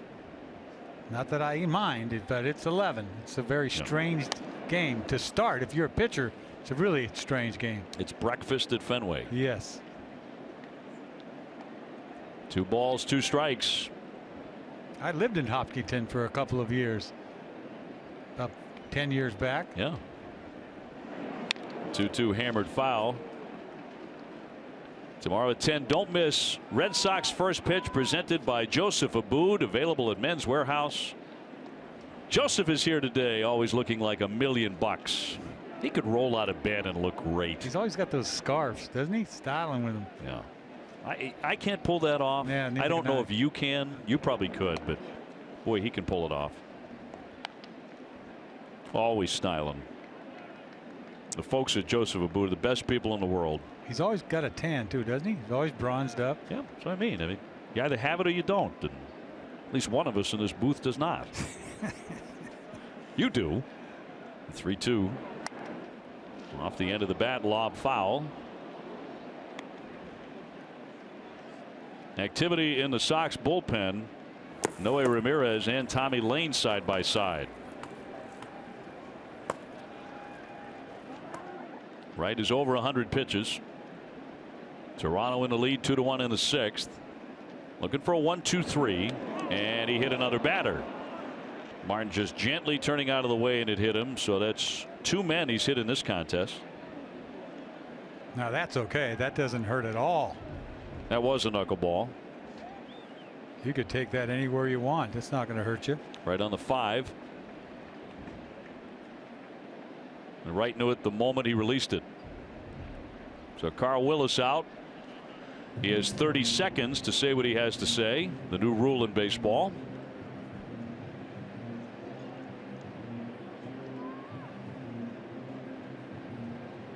We were talking about the marathon, and I remember years ago when I was about 12 years old going to Newton, the 10-mile mark of the marathon to watch, and the lead pack went flying by, and I said to somebody who took us, I said, what was that?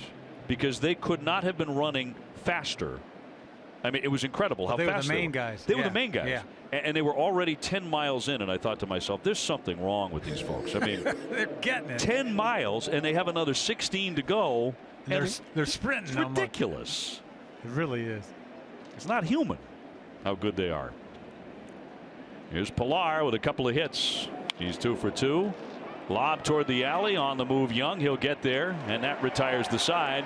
1 man left. Still 2-1 Toronto here at Fenway.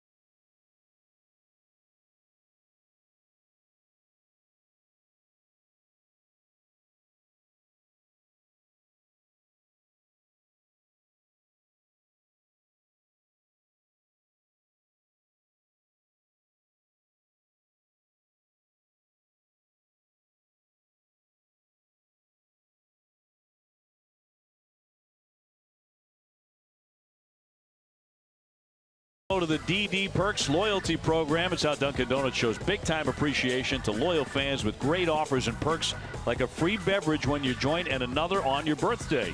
Enroll today at ddperks.com or on Dunkin' Donuts and the mobile app. The Red Sox run on Dunkin'.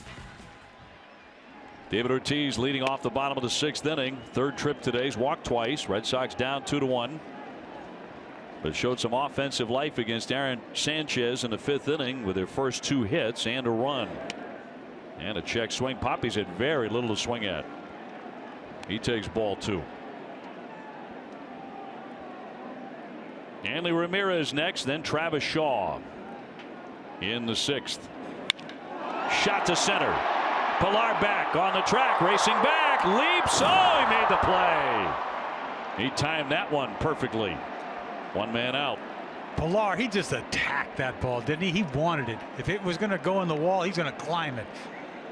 But it didn't get to the wall. He jumped, made the catch before the wall. You see, the ball was hit pretty well. He goes up in the air, not even at the wall yet. But if it was up on the wall, he was going to climb the wall. This guy is fearless. And contact with the wall to grab out number 1. So that'll bring up Hanley Ramirez with the bases empty. David denied despite a pretty darn good swing. Hanley is grounded to third and struck out. He's been fighting it a little bit lately. 2 for 21 in fact on the homestand, but he did snap an 0 for 11 with a 3rd inning double yesterday. 2-1 Toronto in the 6th inning.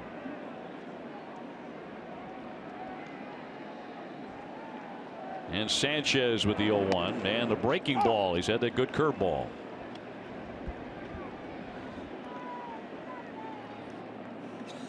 Today making just his 14th career start.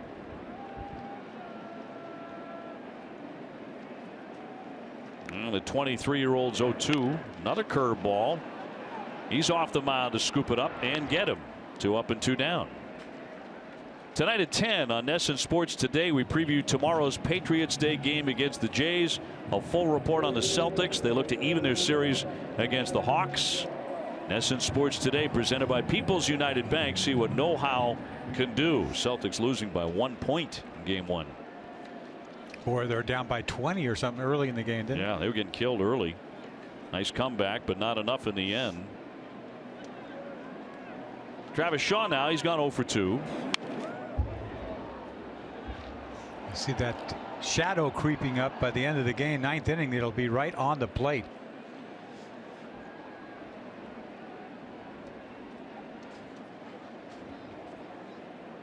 Oh, 1 coming and a strike.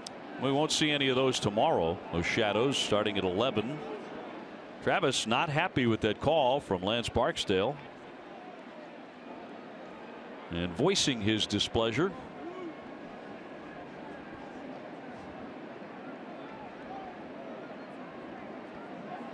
Two away and the 0-2 pitch. And now he asks for time and gets it. Here's the one that he didn't like. Well, put him in a hole. It's high fastball. Top of the strike zone. Looks like a ball. I mean, you can't give him that high strike. You can't hit that.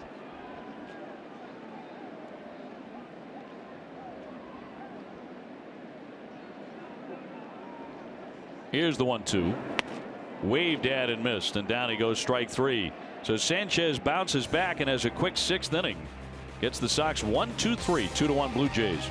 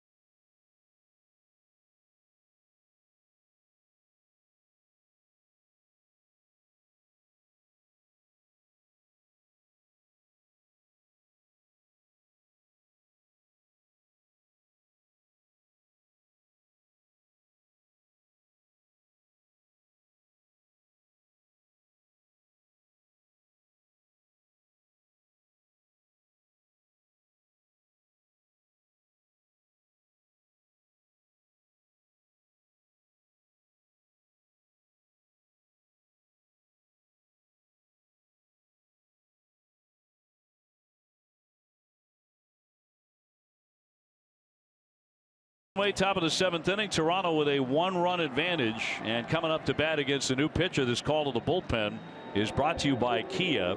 So Tommy Lane, the left-hander from St. Louis, replacing Stephen Wright, who went 6 and again gave up a couple of quick runs, and then settled down. He really did. That's impressive because it didn't look good for him in the first inning. Looked bad, but came around, didn't walk anybody, punched out 6 guys. A good appearance, should get a W for it, but he leaves losing the game.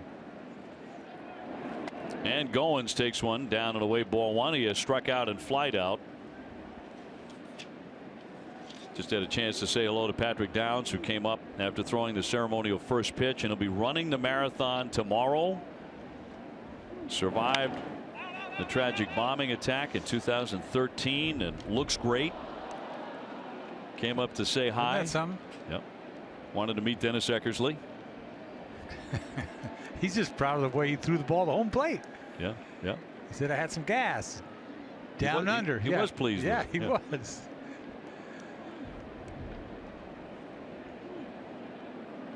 Michael Saunders on deck, then Josh Donaldson here in the 7th.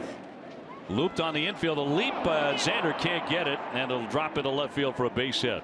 So Goins is on.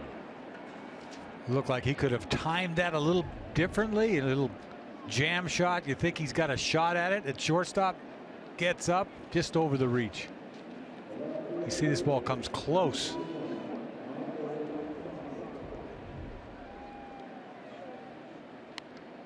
So the leadoff man is on for Saunders, who's gone 0 for 3. That was against Wright. He grounded to second, flied to center, and popped up to short. Noe Ramirez working by himself in the bullpen now. He'll be in this game to get Donaldson, that's for sure. Donaldson on deck. Lane looking for a double play. Tried to bunt it, but he missed it. He's a very good bunter, very good drag bunter. But not there. You don't think of a guy that big to be a drag bunter, huh? What's he, about 6'4"? Mm-hmm. Yep, 6'4", about 230. Looks bad when you miss it, doesn't it? It does. It really does. It's a beautiful thing when you drop it down. Right. Fair. And it can be such a weapon.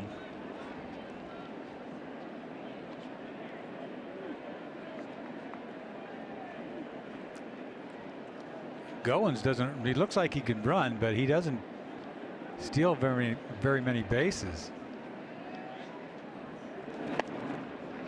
0-2. We had a couple of great moments before the game. Patrick Downs throwing out that pitch. Another one was done by Becca Peasy, who competed in and completed the World Marathon Challenge. That was 7 consecutive marathons all over the world. And not only that, did she throw out that first pitch and everything that she has done. Joseph Stillwell, her boyfriend, proposed to her. How about that? And she said yes. Thank goodness, right in front of everybody. I mean, these marathons are all over the world. I mean, South America, Europe, Africa, Australia. So you're running 26.2, and then you're getting on a plane and you're going to do another one. Beyond me. You and me both. Incredible.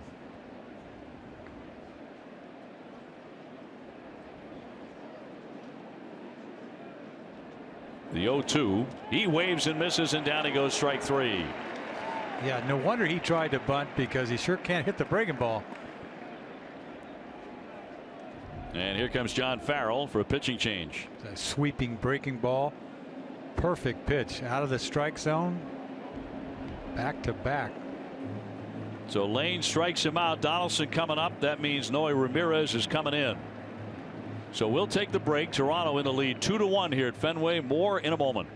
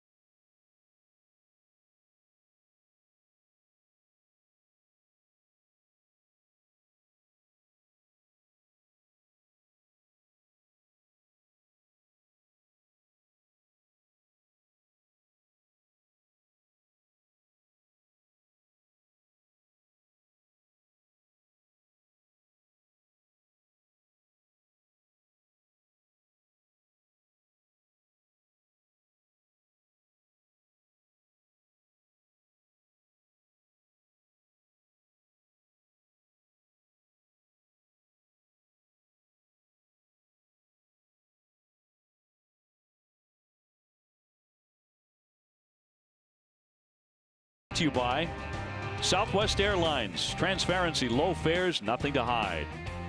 By the great folks at Sullivan Tire and Auto Service. And by Digital Federal Credit Union. See what DCU can save you. Now, Tommy Lane just struck out Saunders after giving up the base hit. So Toronto has a man at first base and Donaldson coming up, and that's why Ramirez is in. Well, Ramirez has, tough on right-handed hitters, but Donaldson took him deep in Toronto, right? He threw him something off speed. It's a little redeem job right here. That's the hope. 5 home runs for the man who won the MVP last year and hit 41 home runs. 0 for 3 today, so he has been a little bit quiet. With a fly to right, a liner to short, a fly to left. 1 away. Just want to keep these next few guys in the ballpark, don't you? Oh, 4 in a row coming at you.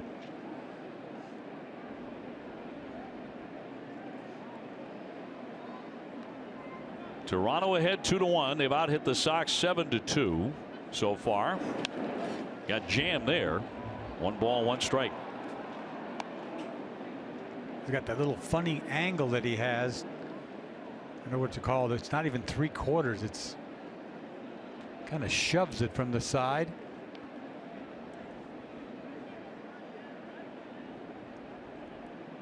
No way, born in Los Angeles, 6'3", about 205. And the 1-1. Tried to hold up. He checked his swing. They do appeal, and no swing, says Will Little. Sweeping breaking ball. You got to prove that he can throw it for a strike, or they're not going to swing.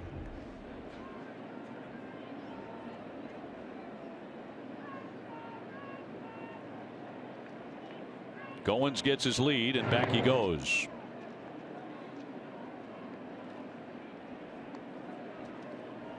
Red Sox and the Blue Jays will tangle again tomorrow morning at 11:05 a.m. It'll be Clay Buchholz against J.A. Happ on Patriots Day. And then Tampa Bay is in for 3. Very long homestand, 10 games. Joe Kelly will go on Tuesday. Rick Porcello on Wednesday. He's coming off an outstanding performance. And David Price, who's also coming off an outstanding performance, going on Thursday afternoon at 1:35. I thought Joe Kelly's performance was a gritty 1-2 to get this winning streak going. Backhanded by Hannigan, and the count goes to 3-1. I'm sure he wants to do better than that, but for him, after that first appearance against Toronto where he gave up 7, 5 innings and 114 pitches later, he'll take that, I guess. It's 114 pitches against the Orioles too. Right. That lineup. Here's the 3-1. There's a shot driven high and deep to left field, headed for the wall, and it is high off the green. Goins powering into third. They're going to wave him in. He's trying to score. Xander's throw home will not be in time. Donaldson just missed one, and that makes it 3-1. Bradley didn't get it cleanly out there. There's no way the run scores. He would have had a shot at the plate, but that just one hesitation that he didn't get it clean. You see this fastball that he leaves middle. Donaldson puts a drive on this ball that's about 3/4 of the way up the wall, and you're going to see Bradley go after this ball. Watch, he won't get it cleanly. He comes off of his glove. If he would have got that cleanly, they had a shot at the plate, hit the cutoff man, and Goins scores. 13th RBI of the season for Donaldson. This is such a brutal part of the lineup. Here's Batista, still only 1 man out. 3-1 now, Toronto. Batista with a home run in the first inning. Since then, he has struck out 2 times. In tight for ball 1. Ramirez couldn't get his breaking ball over to Donaldson. He was sitting on that fastball and got it.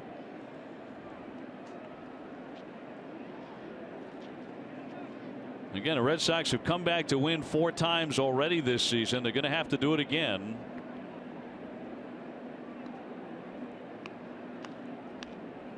Batista's hit 3 home runs on the year. He held up, and that was low.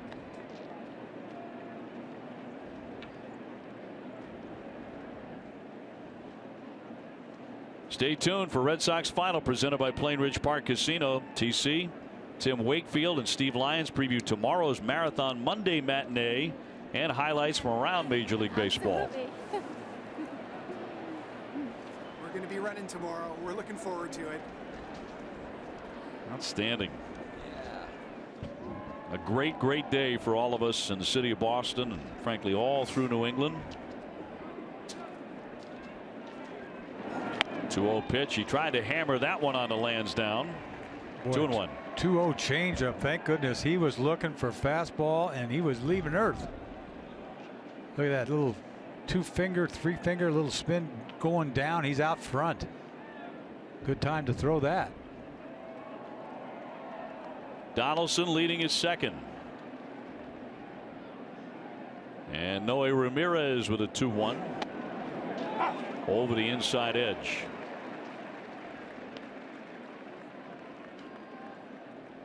Two and two. Encarnacion would be next.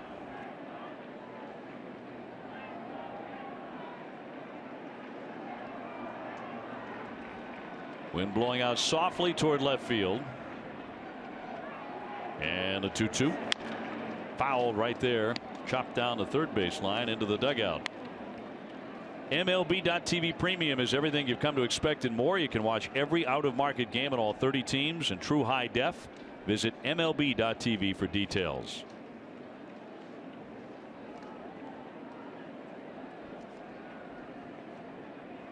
Two and two on Bautista.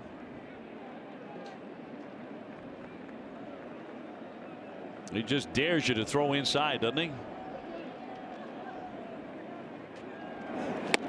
Waved at and missed, and he strikes out for the third consecutive time. There's that good slider that he needed. Put him away with it. The sweeping slider out of the strike zone, down and away. Good pitch. Two gone. The Red Sox in the bottom of this seventh inning will have due up Young, Bradley, and Hannigan. Trying to do something with Sanchez, who's been very tough to hit today. He's allowed only 2 hits. Encarnacion to climb in now. He has singled, struck out, and lined to left. He has that batting style where he looks like he's sitting on a stool at home plate. But he's got coverage, though. He can go out there and get that ball outside. He can. Wouldn't offer him to count 1-0.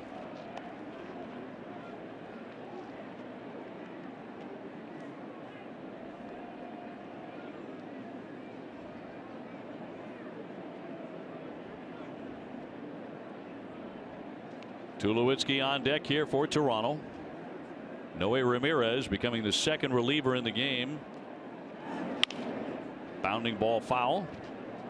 And it's 1-1.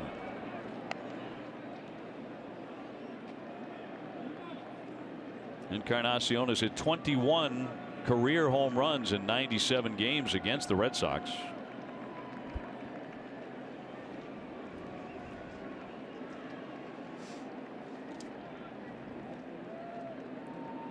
Waiting on a 1-1 pitch. Ramirez, a guy who will take his time out there and slow everything down.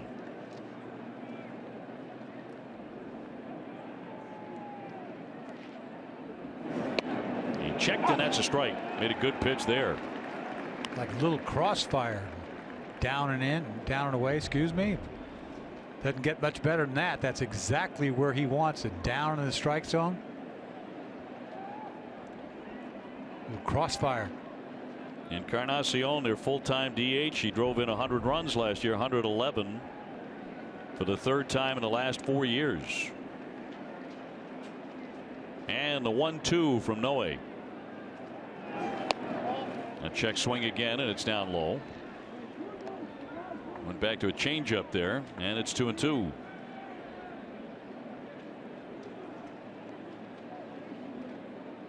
Baltimore not playing today. They were rained out in Texas.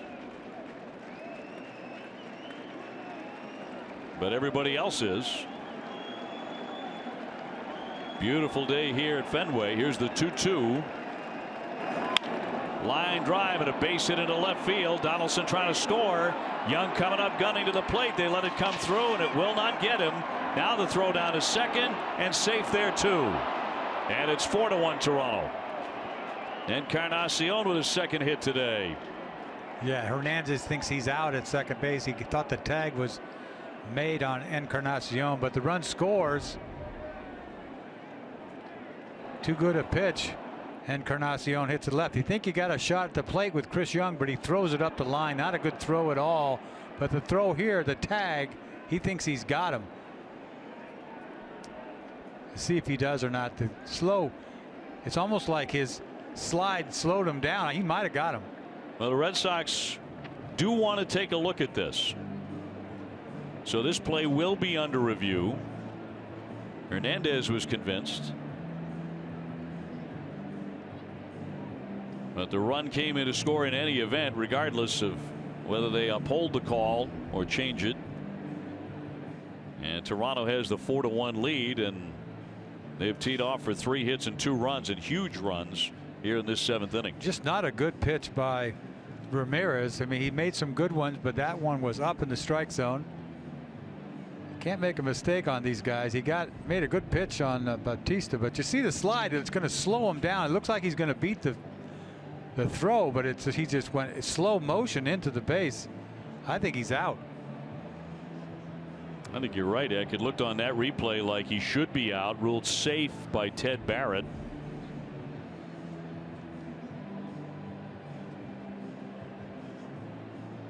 So we'll see what they come up with in New York, whether they overturn this call, which is safe on the field, or not. Certainly looks to us like there's enough evidence to overturn it. It's funny because if he slid in there hard, he's safe easy, but the slide when he slowed him down. Another look. That's a pretty good angle, I think. That is really close. It always is, isn't it? 90 feet between bases, the perfect distance. But Hernandez thinks he's got him.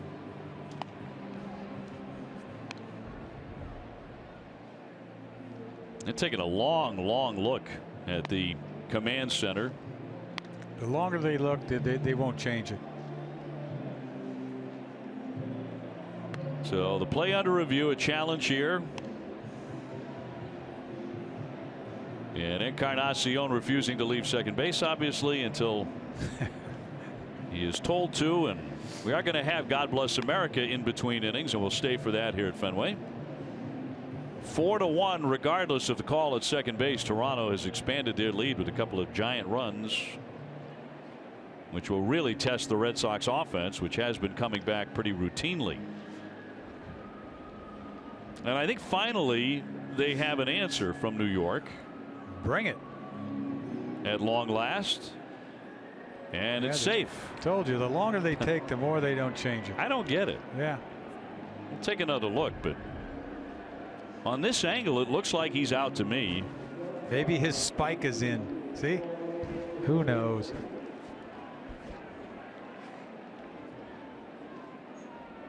Yeah, Encarnacion, a big fan of the call, and he gets to stay at second base. He has 2 hits today. And we'll bring up Tulowitzki. So the inning is not over yet. Tulowitzki is single, fly to center, and struck out. Longtime former Colorado Rocky. I thought a guy who would probably end his career there until he was traded to Toronto. I did too. I mean, they gave him a ton of money for good reason. He's been a terrific player. Gold Glove shortstop with power. But they're not going anywhere anytime soon, Colorado. Yep, that's why they dealt him.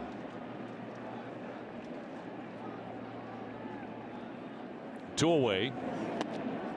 That one pops out of the mid on the swing and a miss. Tulowitzki now 31 years old. He's done a few things. He's hit for the cycle. He's turned an unassisted triple play. He did that in 2007. Won 2 Gold Gloves. At one year, he drove in like 45 runs in September. Something crazy. Yep.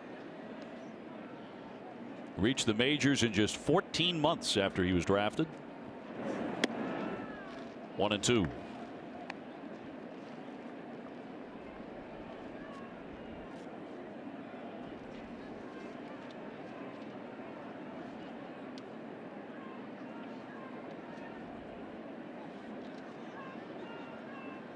1 ball and 2 strikes. Runner at second base, 2 down and 2 runs in. 2-2. Tulowitzki, a first-round draft pick of Colorado in 05, and with it a $2.3 million signing bonus. Bought himself a Cadillac Escalade, and he bought his parents a new house in Santa Clara, California. He said, growing up, we always rented. I wanted to end that. And that's a strike on the outside corner to set him down and retire the side. But Toronto strikes for a couple of runs. Encarnacion again right in the middle of that, and it's now 4-1. Toronto with the lead. We'll keep it right here for God Bless America on a beautiful sunny day. Ladies and gentlemen, the Red Sox Foundation helps make dreams come true for the families of New England. Each afternoon, you aid these life-changing efforts by supporting the 50-50 raffle. Today's winning numbers are now posted on the center field video board. And now, before Josh Cantor leaves us in the singing of Take Me Out to the Ball Game on the Fenway Park organ, we ask you to please rise. To honor our nation by performing God Bless America, we are joined by a young singer and songwriter from Boston, Massachusetts. Please welcome 15-year-old Ava Westfall.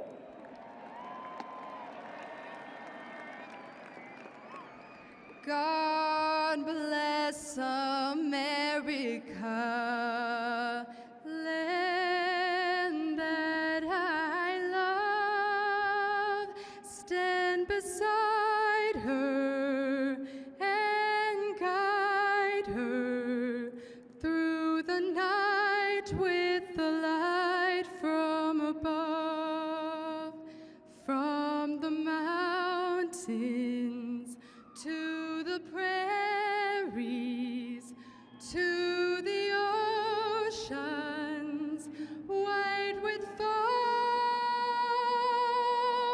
God bless America, my home, sweet home.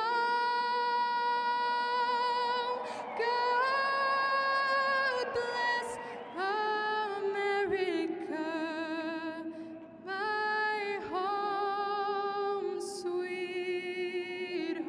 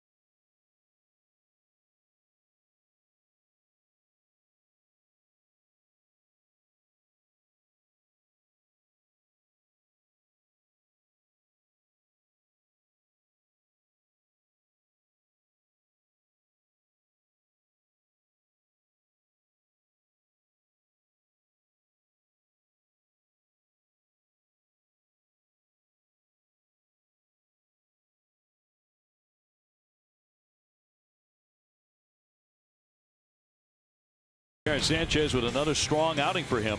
He's been nasty today. He's got the gas, but you see that curveball too go along with it. Can't catch up with the high fastball there.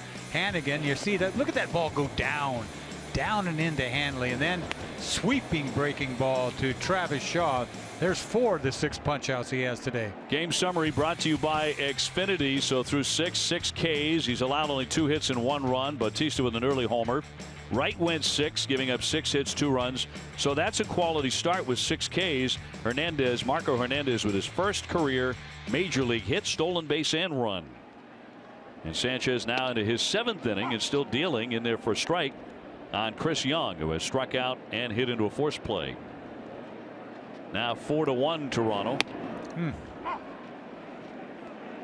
See that shadows there right now. And fastball velocity has dropped from about 96, 97 to the lower 90s, but still throwing strikes.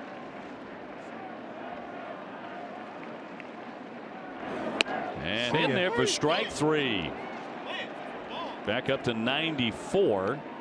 That's strikeout number 7. And 94 is paint too. I don't care what it is. It's right on the corner. Tailing back a little bit. Chris Young's looking for a left-handed starting pitcher. He didn't find one today out there with Aaron Sanchez. They get Drew Storen going in their bullpen, a right-hander. Fouled back by Jackie Bradley, who's gone 0 for 2 so far. You can see the swings, like the fastball's on him. I don't care if it's 92 or not. It just seems harder than that. Yeah, Lively. Yes. Back to the bender in there for a strike. He gets that stuff over. This kid's going to be one of the better pitchers in the American League. But it's early on. The other thing about him is he works quickly. He gets it and he throws it. You got to like that too. Good tempo. That fastball gets away from him though. A lot of high fastballs. He can lose the strike zone in a heartbeat.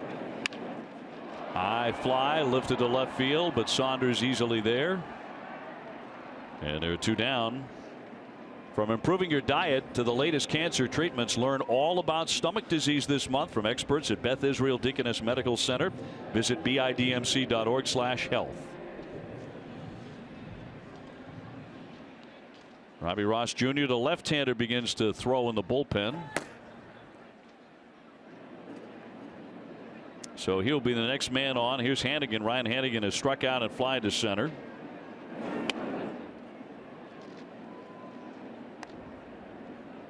Sanchez has had a lot of pretty quick innings. And now 7 Ks in the book. See how he can launch him? Not even be close. 2 pitches.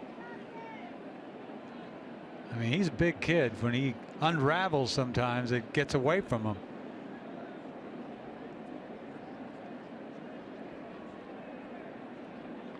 He has not reached 100 pitches yet.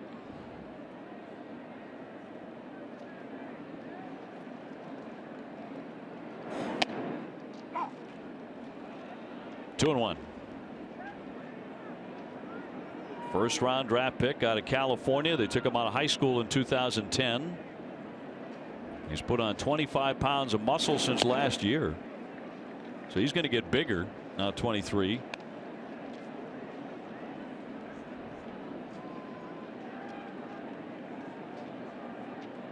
There was a lot of talk about him as a future closer, but now he's maybe a top tier starter for them. The 3-1 and a strike.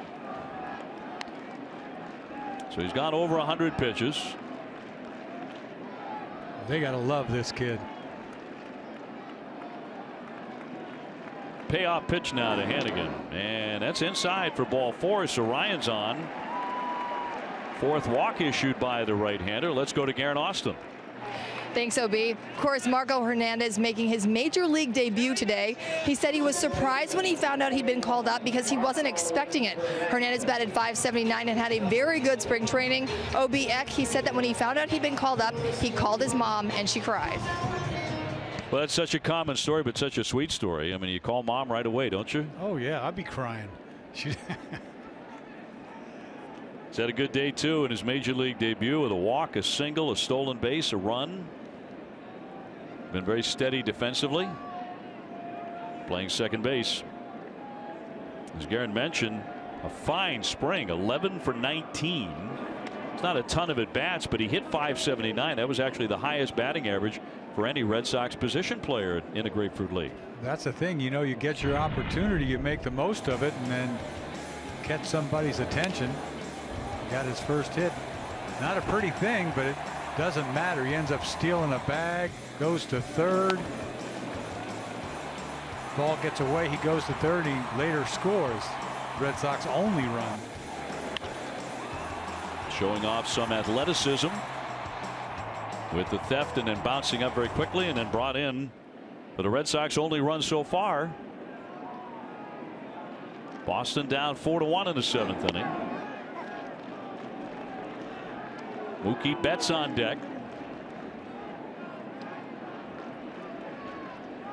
This kid's going to find out that he doesn't have to throw the ball as hard as he can, and he'll locate a lot better. He doesn't need 96, 97. His ball, you can see some sink action to it too. The 1-1. Fly to center field. Pilar driven back, but plenty of room behind him. That'll retire the side. 1 man left. We've wrapped up 7. 4-1 Toronto.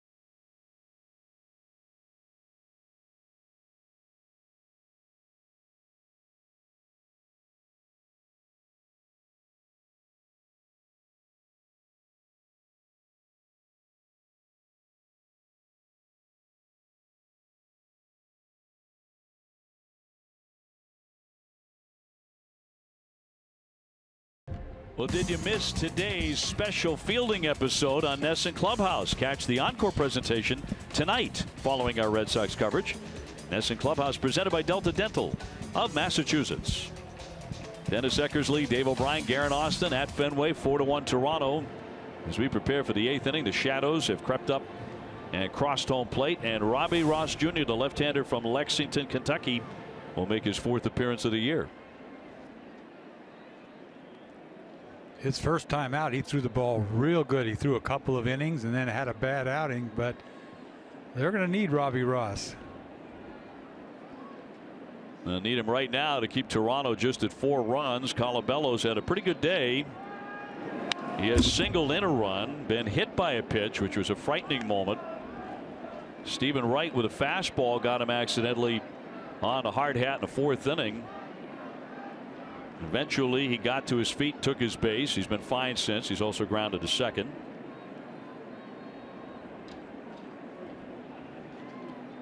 Russell Martin and Kevin Pillar will follow him. So it is 6, 7, and 8 in the Toronto lineup. And that's up top.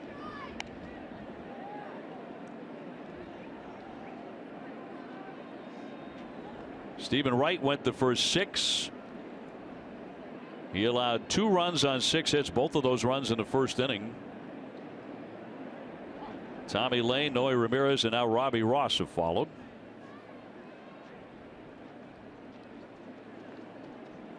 Four runs on 9 hits for the Blue Jays that made 1 error. 1 run, just 2 hits for the Red Sox so far today. And a hammered foul past third base. Ow.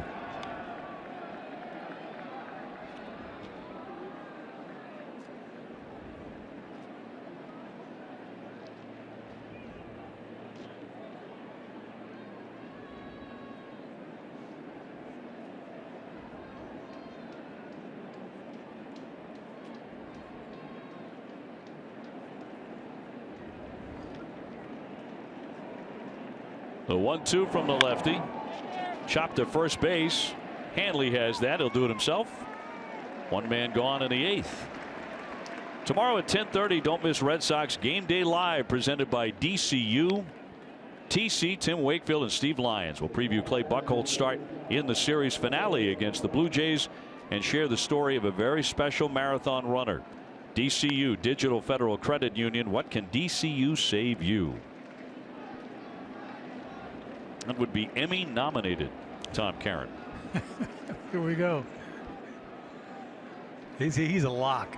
It's no contest. You're right. I mean, nobody else should even bother to show up. And I'm sure it's a wonderful category, but I mean, it's over.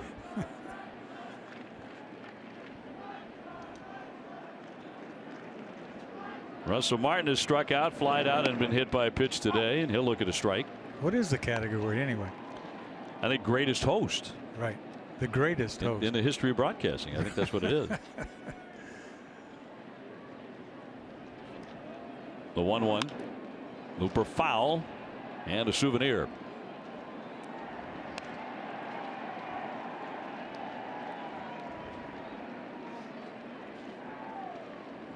Martin really off to a rough start.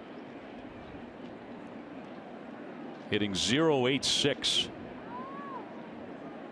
He is a far better offensive player than he has shown in the early going here. Line drive and a base hit, stoked into right field, so he's on for the second time today.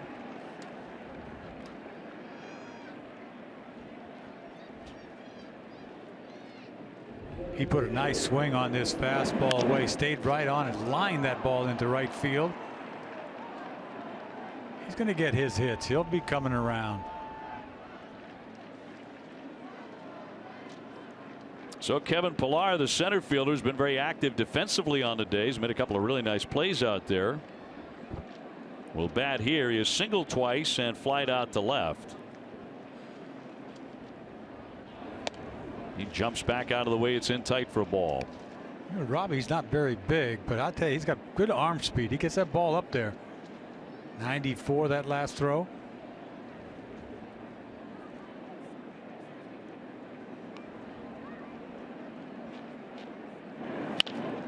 And that one sharply, but a foul ball just outside the line. Now back to a fine catch he made earlier in the 6th inning. Like I said, he attacks this ball. He's going to go up on that wall and get up and get it. Didn't quite get to the wall, but he went to a leap, caught that ball easy. Pillar was called up in 2013, his first call up to the majors, and then he fulfilled his promise he had made to his fiancee that when he made it to the big leagues they would get married. Chopped through that right side and a base hit that'll send Martin into second base. Back-to-back singles, and Pillar has his 3rd hit today, so they dropped him down to the 8-hole, and he's 3 for 4. Yeah, this is not pretty, but this is what he was trying to do. A little chopper the other way, bounces over Ramirez's head, and Martin just goes to second, doesn't attempt to go to third, so first and second, one out. And now the number 9 hitter Goins, and Carl Willis is out to the hill again. So that's 11 hits and counting for Toronto. That includes a 1st inning home run by Jose Bautista. Nesson is a brand new site for car enthusiasts. Nesson Fuel. It's your home for everything automotive, including exclusive driver interviews, race recaps, and a lot more. Visit NessonFuel.com and follow Nesson Fuel on Facebook, Twitter, and Instagram today. Matt Barnes gets going in the pen. Because you think about it, the coach comes out to the mound just to give the bullpen time, right? So they should take that away, the time away. We all get it. They're just wasting time. Got Barnes out there getting hot. You like the 30 seconds? Yeah. I do too. I think it's going to help. Can they lasso that catcher from going back out there? Huh? That's the problem. Put a limit on those? Yeah. That might be the next thing. Goins is 1 for 3, singled and scored a run in the 7th. I think these little tweaks are helping baseball. Yeah. Every little bit counts.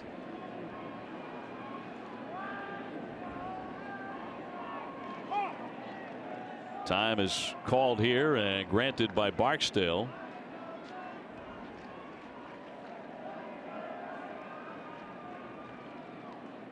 Martin at second, Pilar at first base. Ross in need of a double play. And a nice save there by Hannigan.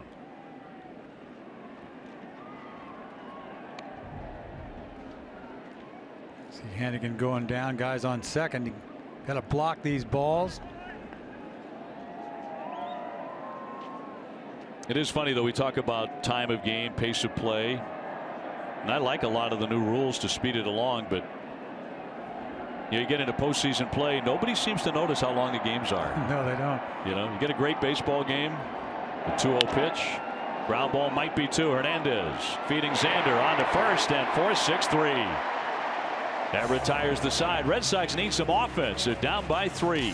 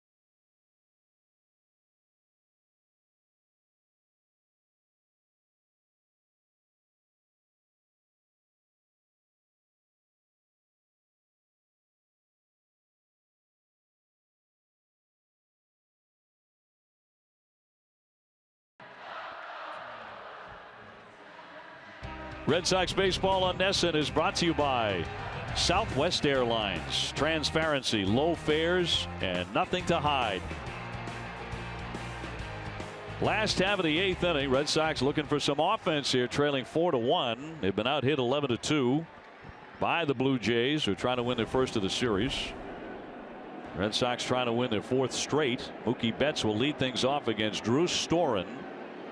He's the reliever coming out of the pen. Right-hander, formerly of Washington. Pitched for the Nationals last year, went 2-2 with a 3.44 ERA. Good fastball, good slider. Got to keep the ball down. Mookie's 1 for 3 with an RBI single on the day, and he chops a foul down the left field line. Hey, Tuesday night is Mookie Betts bobblehead night at Fenway. The first 15,000 fans receive a Mookie Betts bobblehead courtesy of Toyo Tires. For tickets and more information, visit redsox.com/promos or call 877-RED SOX 9. And the 1-1 inside at the hands. Kind of surprised last year when they went out and got Papelbon, right? This guy was closing for the Nationals, and then they got Papelbon, and he had to move out of that closing position. He became available. Pap got a dust up with Bryce Harper, of course, inside the dugout. But they ended up giving up Ben Revere for him, which was a pretty good move for Washington. They needed a leadoff hitter. I think Toronto needs a leadoff hitter right now. So they miss him a little bit, but they needed somebody to set up this young kid, Osuna. Who was their closer, the 2-2. Waved at and missed. Down goes Mookie on strikes for the second time today. Boy, it makes him look bad on this slider. It starts out over the middle of the plate and then takes off. A little left turn there. See ya. Mookie's in need of a hitting streak right now. He actually needs Toronto to leave town, because they've given him a very hard time this season.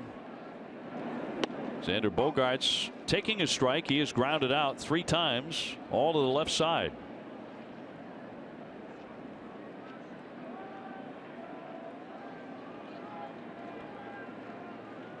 We're in the bottom of the 8th inning at Fenway, and it's 4-1 Toronto. Popped along the right field line, but that's going to go foul.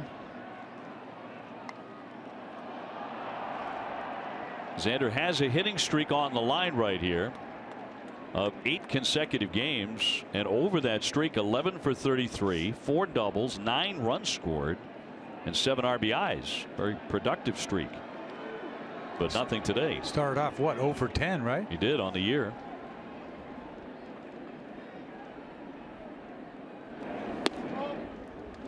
One and two. Boy, I've seen 2 or 3 good breaking balls from Storen. David Ortiz on deck.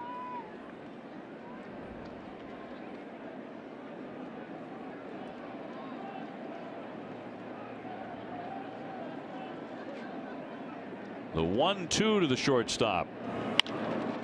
Ground ball to third and handled by Donaldson. 2 down. Speedway is proud to be New England's first choice for value and convenience, and for every Sox homer this season, Speedway donates $500 to the Boston Children's Hospital. Stop by a Speedway store nearest you and pick up your Speedway rewards card and start earning your points today. David Ortiz now. Big Papi with 2 walks and a fly to center field that Pilar had to make a leaping catch on up near the wall, and that's strike 1. Go back over the last 102 games that David has played, back to last June 11. He's driven in 97 runs, which is first in the majors. Behind the bag and stopped by Colabello, and the Red Sox will go 1-2-3. We've said that too often today. We go to the 9th, 4-1 Toronto.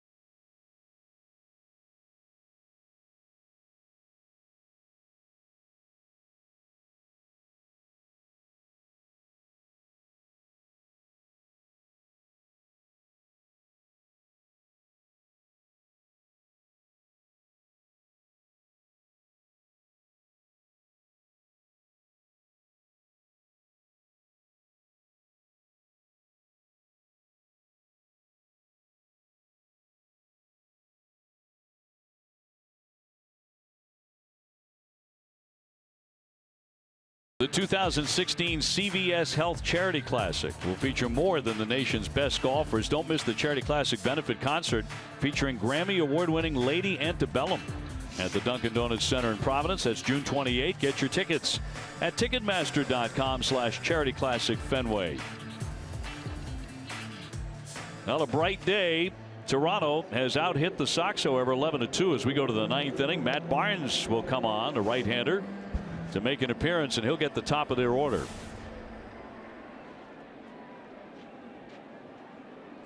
So he is on for appearance number 5, a 208 earned run average. And Osuna, their hard-throwing closer, is loosening up now for the bottom of the ninth.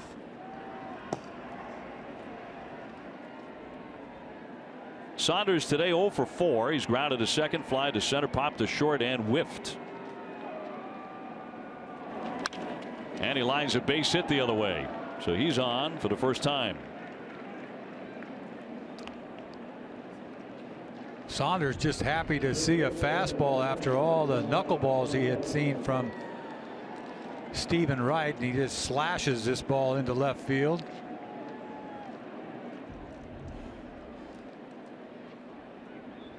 So the Red Sox will have to face Josh Donaldson again. He doubled in a run in the 7th inning, and that scored Goins. He's homered 5 times early on, and he takes a strike. Red Sox would love to see Matt Barnes sort of make his mark here. He could be special for them this year if he can find his way to being the kind of reliever they think he can with the arm that he's got. Had a good spring training for them. A very live arm for the slender right-hander. Base hit to center field. Saunders up to second base. He'll stop there.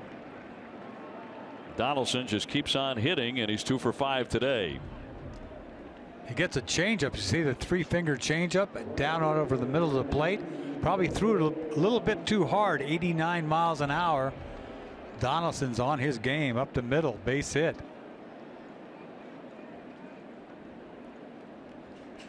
So the first 2 men reach here in the 9th inning. Here's Batista.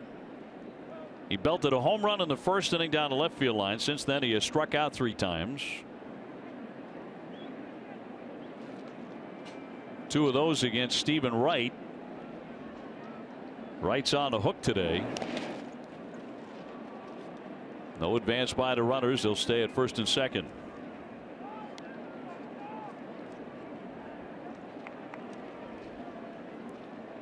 You don't get that breaking ball over, they're going to be all over this fastball. You better spot it.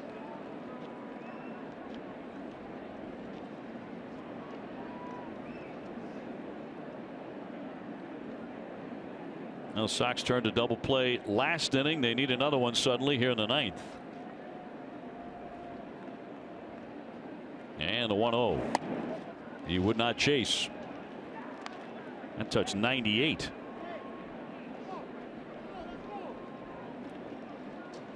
That was 98, and that kid Sanchez looked like he was throwing harder to me. Just coming out of his hand, it just seemed harder than that. Pretty easy. Yeah. Play on at second. Saunders able to get back in. Donaldson at first base, nobody out. You look at the hits, and really it ought to be a runaway for Toronto. They've out hit the Red Sox 13-2.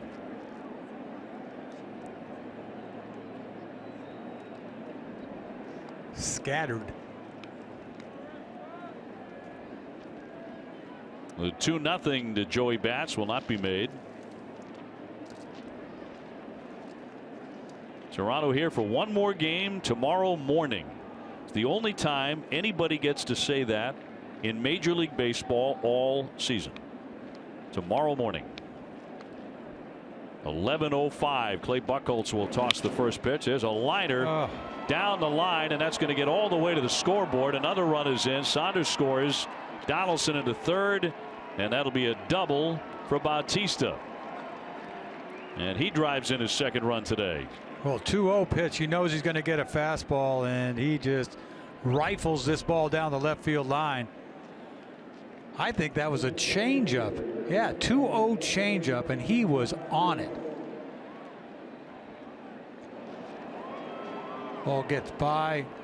Young out there. The run's going to score easy, but it's a double. Nobody out. Second and third. Run in. And your reaction, by the way, is priceless. You react as if he got it off you. You go, ugh. Did you do that when you pitched? Well, I don't know. It was 2-0. I figured something was going to happen right there. It wasn't going to be good. Infield in. Here's Encarnacion looking at a strike. Boy, the velocity's there with Matt Barnes' arm. Well, now 5-1. 14 hits and counting for the Blue Jays. And nobody out here in the ninth. 2 men in scoring position. That's high and tight.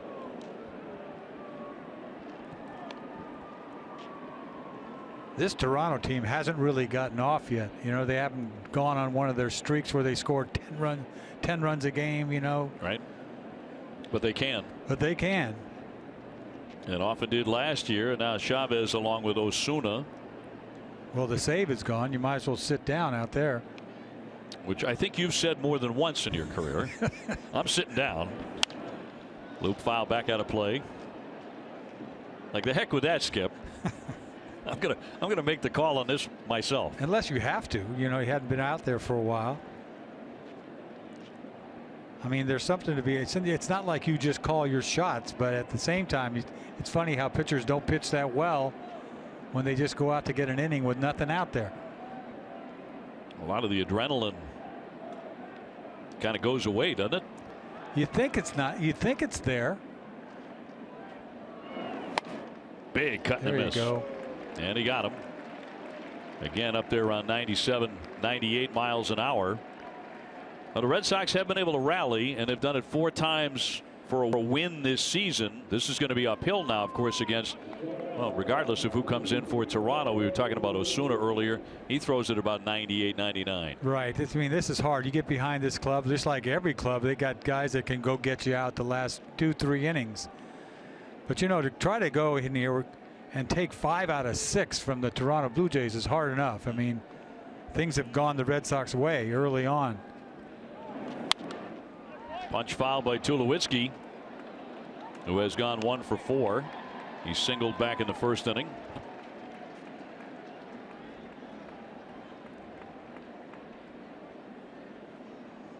Toronto with a 5-1 lead.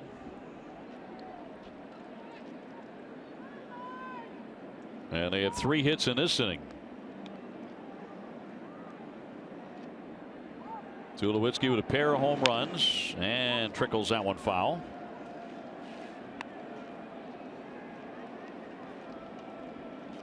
Clay Buchholz against J.A. Happ tomorrow. The Red Sox will see a lefty starter for the first time this season. That'll be in game number 12. Buchholz looking for a W. Clay had some strong innings the other day. I think he felt good about with his stuff. The 0-2 pitch bounced to the plate. Stopped again by Hannigan. We take a closer look at what's ahead for the Boston Red Sox. J.A. Happ against Clay Buchholz. This closer look brought to you by FW Web. Selection, expertise, solutions, and more at fwweb.com. Yeah, Clay's due for a good outing. Get himself rolling. He's done well against Toronto, 13-9. Yes, he has.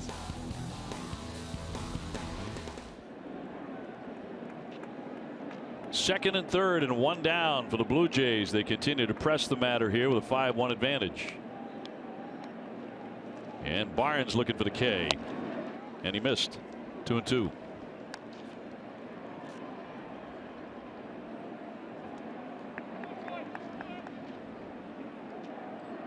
The Red Sox offense has been slumbering today on this Sunday with only 2 hits.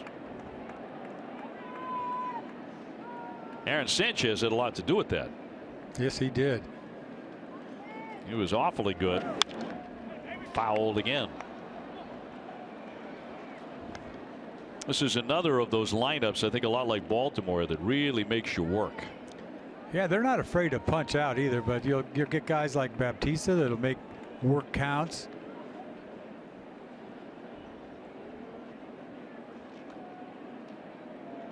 Justin Smoke on deck. They count 2-2 on Tulowitzki. And he spoiled another one. And on a curveball with Donaldson charging home from third base. Barnes has got all the pitches: curveball, changeup, fastball. You know, you come out of the bullpen, you're going to pitch 1 inning. You don't need all those pitches. You just got to spot your fastball, and kind of a put away breaking ball is what he needs. When you became a closer, what did you drop from your arsenal? Well, I never really had a good changeup to begin with, so I didn't have to drop much of anything. If anything, I got a better fastball when I went out there. There's so many guys that, you know, when you start after about the third inning, your gas is gone. So, but for me to go out to the bullpen, I found my fastball again, and that's what I needed, a couple miles an hour more. And it did tick up. It did tick up. Because you were bringing it, and of course your breaking ball was ridiculous. Yeah, but it was I was running out of gas quick, believe me. 2-2 cut out and missed, and down goes Tulowitzki on a high one, and that's the second out. Once again, this high fastball, Tulo can't lay off. This ball's up chest high, throws it right by him.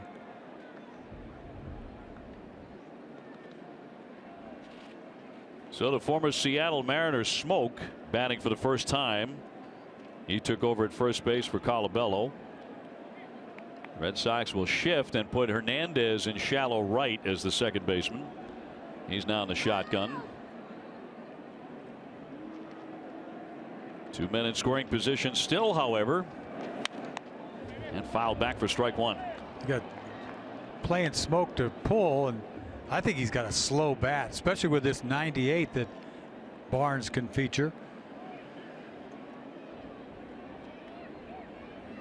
Be big for him to get out of this inning and hold those 2 runners on, because it could have been a horrible inning for him.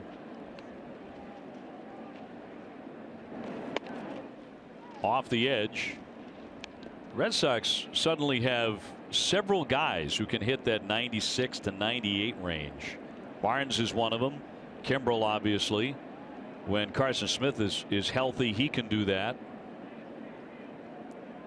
That's how you need to build a bullpen at the big league level these days.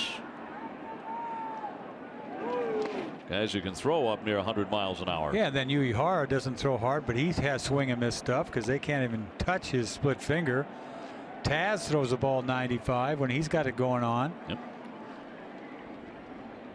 You know, Robbie Ross, for a left-hander, he can hustle it up there to 93, 94. Yes, he can. Much needed from last year. As far as the velocity improving in this bullpen. Here comes the 2-1 pitch now from Barnes. Another one outside. So he's gone to 3-1 on Smoke. Russell Martin next. If given the opportunity, there are 2 out. 5-1 Toronto in the 9th inning. And due up for the Red Sox in the bottom of the 9th will be Hanley Ramirez, Travis Shaw, and Chris Young. Might be careful here with Martin on deck.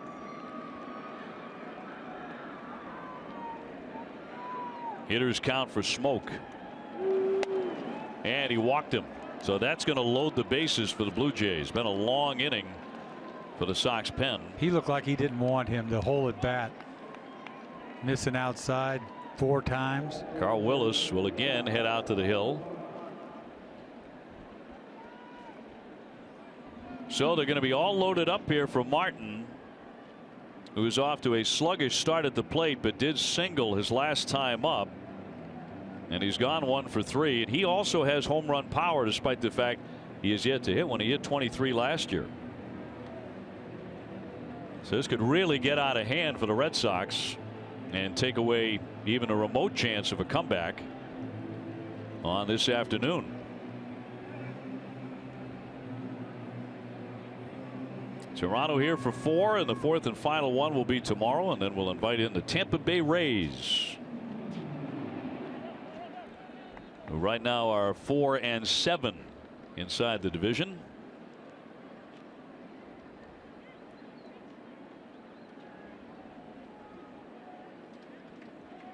So no place to put Martin. There are 2 down and the bases are jammed up. He starts him with strike 1. That's a nice start right there. A little breaking ball. You know, Martin's a good fastball hitter.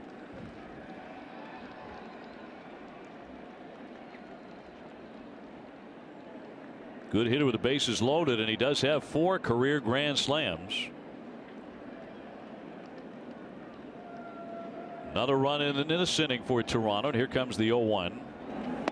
And that'll be over but low.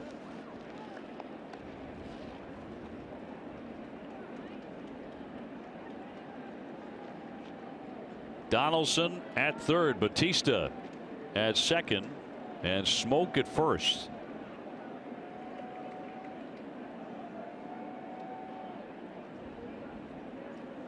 Barnes trying to retire a good hitter here, and finds the mark for a called strike, and 98 miles an hour popping the mitt. That'll help right there. A little 98 on the corner. Martin can't hit that.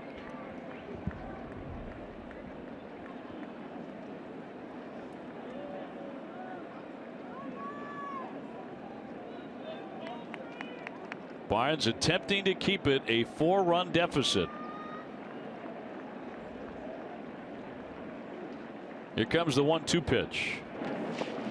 Tried to hold up, but did he? And he did on a pitch into the dirt. First base umpire Will Little said no swing. That was close, but I think he held up.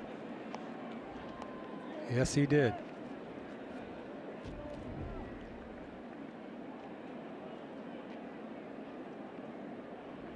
Martin considered one of the better catchers in Major League Baseball.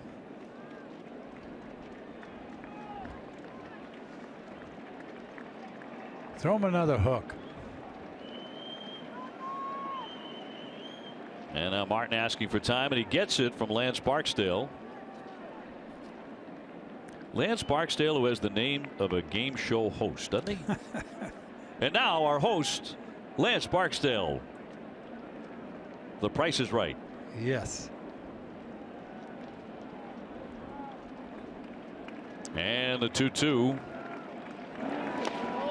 Tried to hold up again on a pitch in the dirt and did it again. So now the count is full. Now he's got to throw him a fastball. He had him wanting to go for that 2 pitches in a row. That's why I wanted him to throw another breaking ball. But right, he's going to get a fastball here. Base is juiced.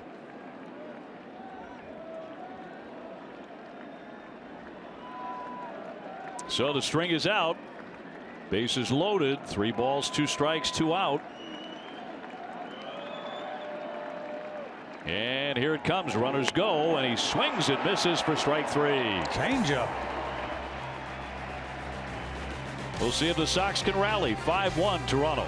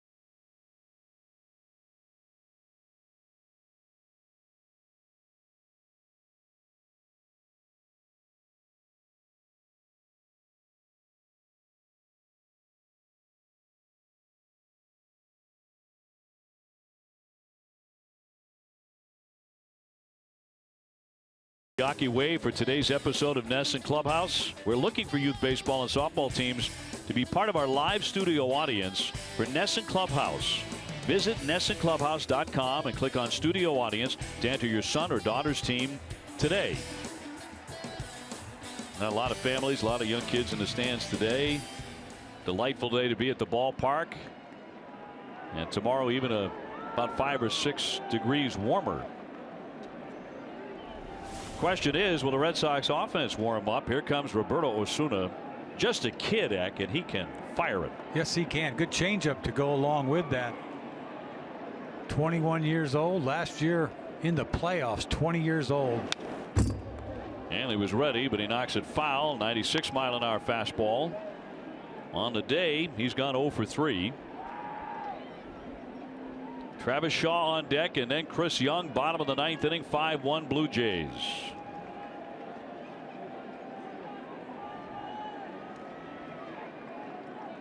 Red Sox 3-game win streak on the line.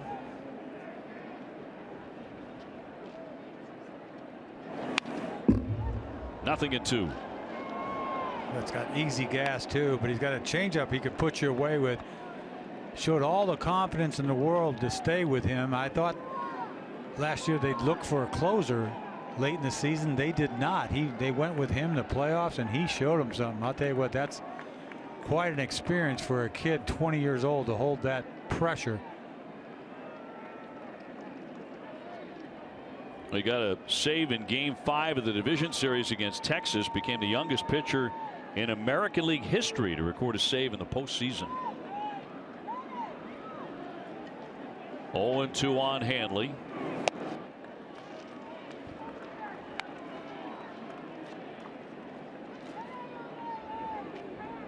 Aaron Sanchez pitching 7 very impressive innings for Toronto today. He can get the win. Struck out 7. He allowed just 2 hits, 1 run.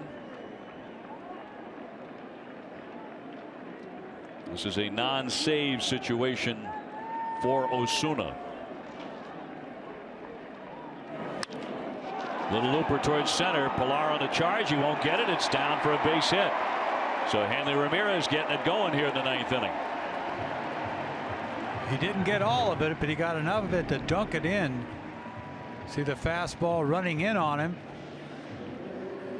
Didn't smoke this ball. That's probably why it fell in. He finally gets a ball he didn't hit all that hard to fall in. Just the 3rd hit today for the Red Sox, and brings up Travis Shaw. He has struck out twice and flied to left.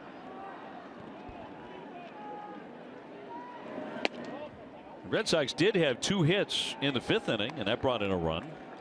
Mookie Betts with an RBI single that chased in Marco Hernandez, who made his major league debut today. They only hit the ball. The Red Sox only hit the ball hard maybe 3 times today. Highly unusual for this offense, the way it's performed. Foul tipped into the mid for a strike. 1-1. You know, Hernandez got the little broken bat single. Betts had a ground ball up the middle. Ortiz hit that ball pretty good to left center field, but not a lot of balls hit hard today. You're right. That's about it. 1-1. He went for it there. Now ball and 2 strikes on Travis. Can't catch up with that ball. That ball's up a little bit. Looks good to swing at, but it's on you.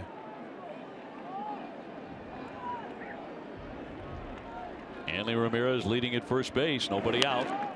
And he spoiled it. Once again.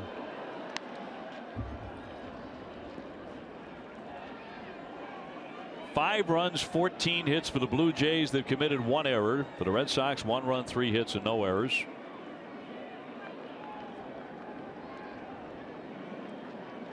And Osuna with a 1-2.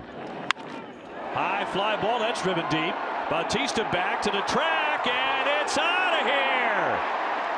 2-run homer for Shaw, and the Red Sox are back in the game. He hit a bullet. I'll tell you what, that ball was hit hard. Talk about Red Sox not hitting the ball hard. That ball was smoked.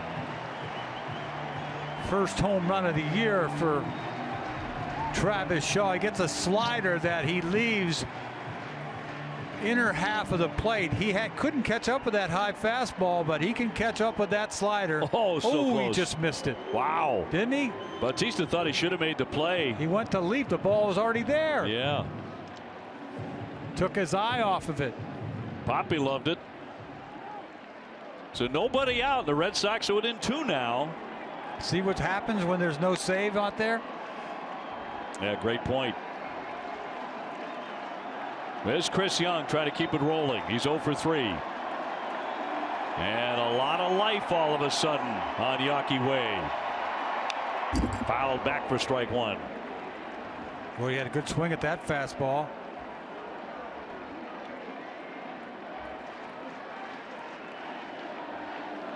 Chris has struck out twice and hit into a fielder's choice.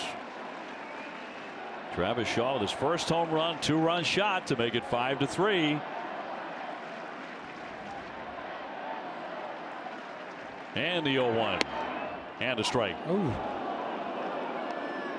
Right at the hollow of the knee. When you see this, you think it's low, but I guess it's a low strike.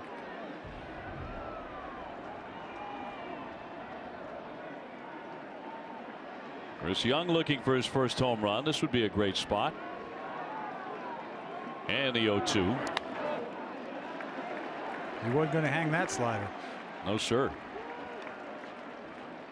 Jackie Bradley on deck.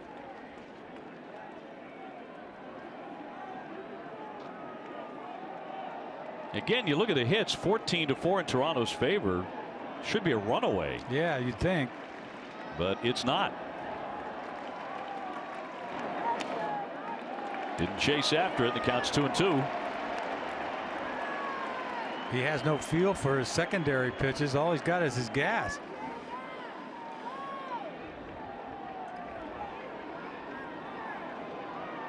The rally caps are on. 2-2 coming. And pop foul back this way.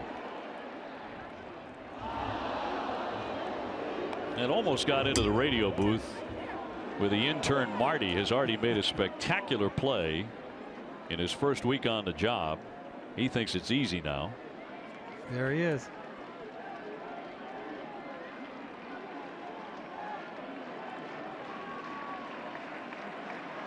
Two and two.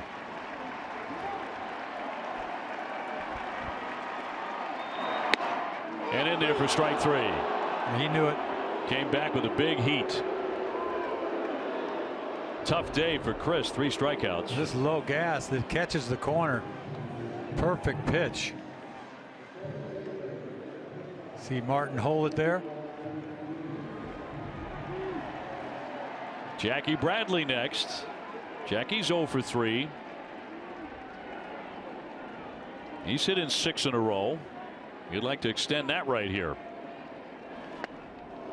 0-1.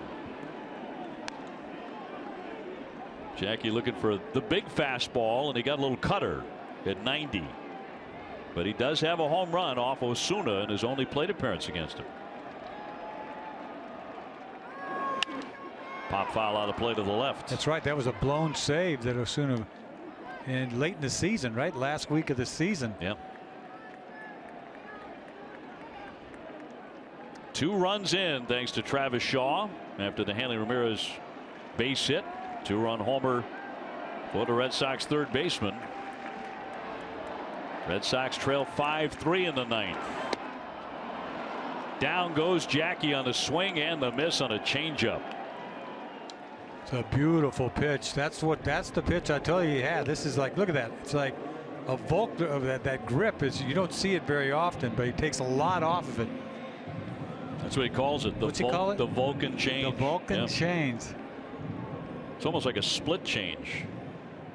So here comes Ryan Hannigan.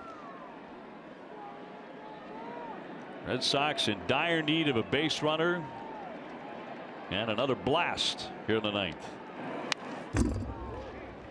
Ryan has struck out, fly to center, and taken ball 4 on the day.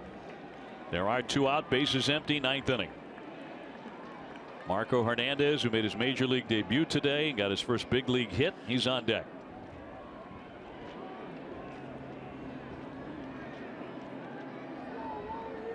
Red Sox trying to hang in here. Line drive, and that's the ball game right at Donaldson. The final score 5-3 today. So that's where the rally ends. Shaw with some theatrics in the end with a 2-run homer, but that's all the Red Sox get. That's the end of the winning streak. TC snapped it 3 in a row, and we've got Patriots Day to look forward to tomorrow morning.